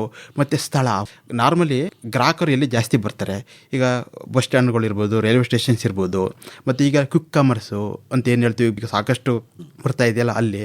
ಮತ್ತು ಮೊದಲೇ ಕಾಂಟ್ರಾಕ್ಟ್ ಫಾರ್ವರ್ಡ್ ಮಾರ್ಕೆಟಿಂಗ್ ಮಾಡ್ಕೊಂಡು ಅಲ್ಲಿ, ಮತ್ತು ಈಗೆಲ್ಲ ಅಗ್ರಿ ಟೂರಿಸಮ್ ಮಾಡುವಂಥದ್ದು, ಅವರಿಗೆ ಎಲ್ಲಿ ಬಂದು ನಮ್ಮ ತೋಟದಲ್ಲಿ ಬಂದು ಕಟಾವು ಮಾಡ್ಕೊಂಡು ಹೋಗಿ ಅಂತ ಈಗ ಸಿಟಿ ಹತ್ತಿರ ಇರುವಂಥದ್ದು ಇದ್ದಾಗ ಅಲ್ಲಿಗೆ ಪ್ರಚಾರ ಮಾಡುವಂಥದ್ದು. ಮತ್ತು ಮ್ಯಾಂಗೋ ಬೋರ್ಡು ಈಗ ಸಾಕಷ್ಟು ಇದ್ರ ಬಗ್ಗೆ ಪ್ರಚಲಿತ ಮಾಡ್ತಾ ಇದೆ. ಮತ್ತು ಮ್ಯಾಂಗೋನ ಅಂಚೆ ಮುಖಾಂತರನೂ ಕಳಿಸ್ಕೊಡ್ತಿದ್ದಾರೆ. ಮಾಗಿರುವಂಥ ಹಣ್ಣುಗಳನ್ನ ಅಂಚೆ ಮುಖಾಂತರನೂ ಕಳಿಸ್ಕೊಡ್ಬೋದು. ಮತ್ತು ಈಗ ಎಲ್ಲಿ ಜಾತ್ರೆಯಲ್ಲಿರ್ಬೋದು, ಮಾರುಕಟ್ಟೆಗಳಿರ್ಬೋದು, ಮಾವು ಮೇಳಗಳಿರ್ಬೋದು, ಇಲ್ಲ ಮಾಡೋದ್ರಿಂದ ಇದಕ್ಕೆಲ್ಲ ಸಾಕಷ್ಟು ಶ್ರಮ ಇರುತ್ತೆ. ಶ್ರಮ ಇಲ್ಲ ಅಂತ ಹೇಳೋದಕ್ಕಾಗೋದಿಲ್ಲ. ಸಾಕಷ್ಟು ಶ್ರಮ ಇರುತ್ತೆ. ಶ್ರಮ ಇದ್ದಂಗೂ ಕೂಡ ಆದಾಯನೂ ಕೂಡ ಜಾಸ್ತಿ ಇರುತ್ತೆ ಇದರಲ್ಲಿ. ಈಗ ನಿಮ್ಮ ತೋಟಗಾರಿಕಾ ವಿಶ್ವವಿದ್ಯಾನಿಲಯ ಈ ನಿಟ್ಟಿನಲ್ಲಿ ಏನಾದರೂ ಕೆಲಸ ಮಾಡ್ತಾ ಇದೆ? ಇದರಲ್ಲಿ ನಮ್ಮಲ್ಲೇ ಸಾಕಷ್ಟು ಮಾವು ಪಾನನ ಆಗಿರ್ಬೋದು, ಇದರಲ್ಲಿ ಯಾವ ರೀತಿಯಲ್ಲಿ ಕಟಾವು ಮಾಡಬೇಕು, ಮತ್ತು ಅದನ್ನು ಪೋಸ್ಟ್ ಹಾರ್ವೆಸ್ಟ್ ಮ್ಯಾನೇಜ್ಮೆಂಟ್ ಮಾಡಿರುವಂಥದ್ದು, ಪ್ಯಾಕೇಜ್ ಮಾಡಿರುವಂಥದ್ದು, ಎಕ್ಸ್ಪೋರ್ಟ್ ಮಾಡುವಂಥದ್ದು ಯಾವ್ಯಾವ ರೀತಿಯಲ್ಲಿ ಮಾಡ್ಕೊಳ್ಬೇಕು, ಮತ್ತು ಅದಕ್ಕೆ ಯಾವ್ಯಾವುದು ನ್ಯೂಟ್ರಿಯೆಂಟ್ಸ್ ಒಳಗಡೆ ಇದೆ, ರೈಟ್, ಮತ್ತು ಎಷ್ಟು ದಿನ ತನಕ ಮಾಡ್ಕೊಳ್ಬೋದು, ಮತ್ತು ಕೋಲ್ಡ್ ಸ್ಟೋರೇಜ್ನಲ್ಲಿ ಯಾವ್ಯಾವ ಟೆಂಪ್ರೇಚರ್ನಲ್ಲಿ ಮಾಡಿದಾಗ ಎಷ್ಟು ದಿನ ತನಕ ಇದನ್ನು ನಾವು ಶೇಖರಣೆ ಮಾಡಿ ಇಡ್ಬೋದು ಅನ್ನೋದೆಲ್ಲನೂ ನಡೀತಾ ಇದೆ. ಇದ್ರ ಸಾಕಷ್ಟು ಕೆಲಸಗಳು ನಡೀತಾ ಇಲ್ಲ. ಹೇಳಿ ಕೇಳಿ ಕೋಲಾರ ಬಹಳ ವಿಶೇಷವಾಗಿ ಮಾವು ಬೆಳೆಯುವಂಥ ಜಾಗ. ಹೌದು, ಅಲ್ಲೇ ನಿಮ್ಮ ತೋಟಗಾರಿಕಾ ಮಹಾವಿದ್ಯಾಲಯ ಇದೆ. ಹೌದು, ಪ್ರತ್ಯೇಕವಾಗಿ ಮಾವುಗೆ ಬಾಳೆಗೆ ಅಂತಲೇ ಏನಾದರೂ ವಿಭಾಗ ಮಾಡಿ ಕೆಲಸ ಮಾಡ್ತಾ ಇದ್ದೀರಾ? ಇದು ಅಲ್ಲೇ ಇದು ಮ್ಯಾಂಗೋ ಬೋರ್ಡಿಂದ 2 ಸೆಂಟರ್ಸ್ಗಳನ್ನ, ಸೆಂಟರ್ ಆಫ್ ಎಕ್ಸಲೆನ್ಸ್, ಒಂದು ಪ್ರೀ ಹಾರ್ವೆಸ್ಟ್ ಯಾವ್ಯಾವುದು ಕೆಲವೊಂದು ತಳಿಗಳು ಆಯ್ಕೆ ಮಾಡಿರುವಂಥದ್ದು ಒಂದು, ಇನ್ನೊಂದು ತೋಟಗಾರಿಕೆ ಇಲಾಖೆಯಿಂದ ಕರ್ನಾಟಕ ಸರ್ಕಾರದಿಂದ, ಇನ್ನೊಂದು ಪೋಸ್ಟ್ ಹಾರ್ವೆಸ್ಟ್ಗೆ ವರ್ಗೀಕರಣ ಮಾಡುವಂಥದ್ದು. ವರ್ಗೀಕರಣ ಮಾಡಿದ್ರೆ ಹಾಟ್ ವಾಟರ್ ಟ್ರೀಟ್ಮೆಂಟ್ ಕೊಟ್ಟಿರುವಂಥದ್ದು. ತಿರುಗಿ ಮತ್ತು ಅದಾದಮೇಲೆ ಇಥಿಲಿನ್ ರೈಪನಿಂಗ್ ಮಾಡಿ ಎಕ್ಸ್ಪೋರ್ಟ್ ಮಾಡ್ತಾ ಇರುವಂಥ ಒಂದು ಘಟಕನ ಸ್ಥಾಪಿಸಿದ್ದಾರೆ. ಅಲ್ಲಿರುವಂಥ ಸ್ಥಳೀಯವಾಗಿ ಬೆಳೆಯುವಂಥ ಗ್ರಾಹಕರಿಗೆ ಮತ್ತು ಈ ಬೆಳೆಗಾರರಿಗೆ ಅನುಕೂಲ ಆಗಲಿ ಅಂತ ಹೇಳ್ಬಿಟ್ಟು. ಮತ್ತು ಅದೇ ರೀತಿ ನಮ್ಮಲ್ಲೂ ಕೂಡ ಸಾಕಷ್ಟು ಪ್ರಚಲಿತವಾಗಿ ರಿಸರ್ಚ್ ಆಕ್ಟಿವಿಟೀಸ್ ನಡೀತಾ ಇದೆ. ಅಂದರೆ ಮಾವಿನ ಕಟಾವು ಮತ್ತು ಅದನ್ನು ಯಾವ ರೀತಿ ನಾವು ವರ್ಗೀಕರಣ ಮಾಡಬೇಕು, ಯಾವ ರೀತಿ ಮಾಗಿಸ್ಬೇಕು, ಈ ಎಲ್ಲದರ ಬಗ್ಗೆ ಉಪಯುಕ್ತವಾದ ಮಾಹಿತಿ ಕೊಡ್ತಾ ಇದ್ದೀವಿ, ಮತ್ತು ತರಬೇತಿಗಳು ಸಾಕಷ್ಟು ತರಬೇತಿಗಳು ಕೂಡ ಕೊಡ್ತಾ ಇದ್ದೀವಿ ಅದ್ರ ಬಗ್ಗೆ. ನಿಮ್ಮಲ್ಲಿಗೆ ಬಂದರೆ ವಿಚಾರ ದೊರೆಯುತ್ತೆ. ಅಂತಿಮವಾಗಿ ಏನಾದ್ರು ಹೇಳಕ್ಕೆ ಇಷ್ಟಪಡ್ತೀರಾ? ಮಾವು ಕಟಾವು ಆದಮೇಲೆ ಜೀವ ಇರುತ್ತೆ. ನೀವು ಹ್ಯಾಂಡ್ಲ್ ಲೈಕ್ ಹೆಗ್, ನಾವೇನು ಮೊಟ್ಟೆನ ನಾವು ಹೇಗೆ ಹ್ಯಾಂಡ್ಲ್ ಮಾಡ್ತೀವಲ್ವ ಆ ಥರ ಹ್ಯಾಂಡ್ಲ್ ಮಾಡಿದ್ರೆ ಗಣನೀಯವಾಗಿ ನಾವು ಪೋಸ್ಟ್ ಹಾರ್ವೆಸ್ಟ್ ಲಾಸನ್ನು ನಾವು ಕಡಿಮೆ ಮಾಡ್ಕೊಳ್ಬೋದು ಅಂತ ನಾನು ಹೇಳೋದಕ್ಕೆ ಇಷ್ಟಪಡ್ತೀನಿ.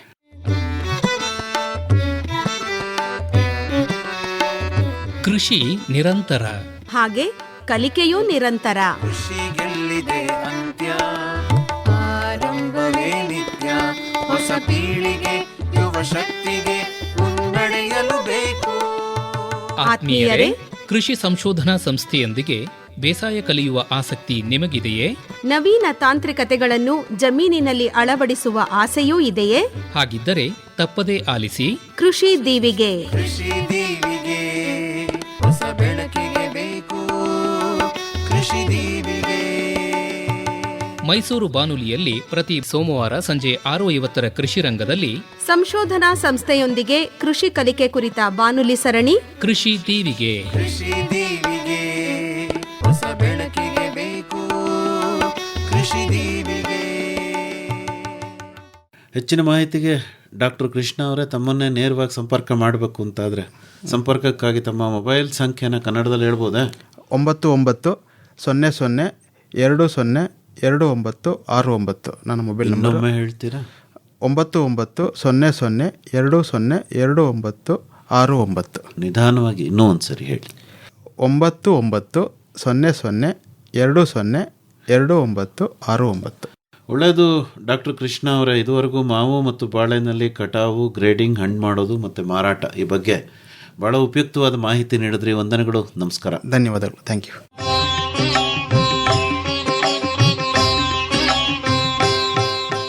ಇದುವರೆಗೆ ಮಾವು ಮತ್ತು ಬಾಳೆಯಲ್ಲಿ ಕಟಾವು, ಗ್ರೇಡಿಂಗ್, ಹಣ್ಣು ಮಾಡುವುದು ಮತ್ತು ಮಾರಾಟವನ್ನು ಕುರಿತು ಕೋಲಾರದ ತೋಟಗಾರಿಕಾ ಮಹಾವಿದ್ಯಾಲಯದ ಪ್ರಾಧ್ಯಾಪಕರಾದ ಡಾಕ್ಟರ್ ಎಚ್.ಸಿ. ಕೃಷ್ಣ ಅವರೊಂದಿಗಿನ ಸಂದರ್ಶನವನ್ನು ಕೇಳಿದಿರಿ. ಮುಂದಿನ ಕಾರ್ಯಕ್ರಮದಲ್ಲಿ ಹಾಪ್ಕಾಮ್ಸ್ ಮೂಲಕ ತೋಟಗಾರಿಕಾ ಉತ್ಪನ್ನಗಳ ಮಾರಾಟವನ್ನು ಕುರಿತು ಮೈಸೂರು ಜಿಲ್ಲಾ ಹಾಪ್ಕಾಮ್ಸ್ನ ವ್ಯವಸ್ಥಾಪಕ ನಿರ್ದೇಶಕರಾದ ಎಸ್ಎಂ ಇಂದುಧರ್ ಅವರೊಂದಿಗೆ ಸಂದರ್ಶನವಿದೆ.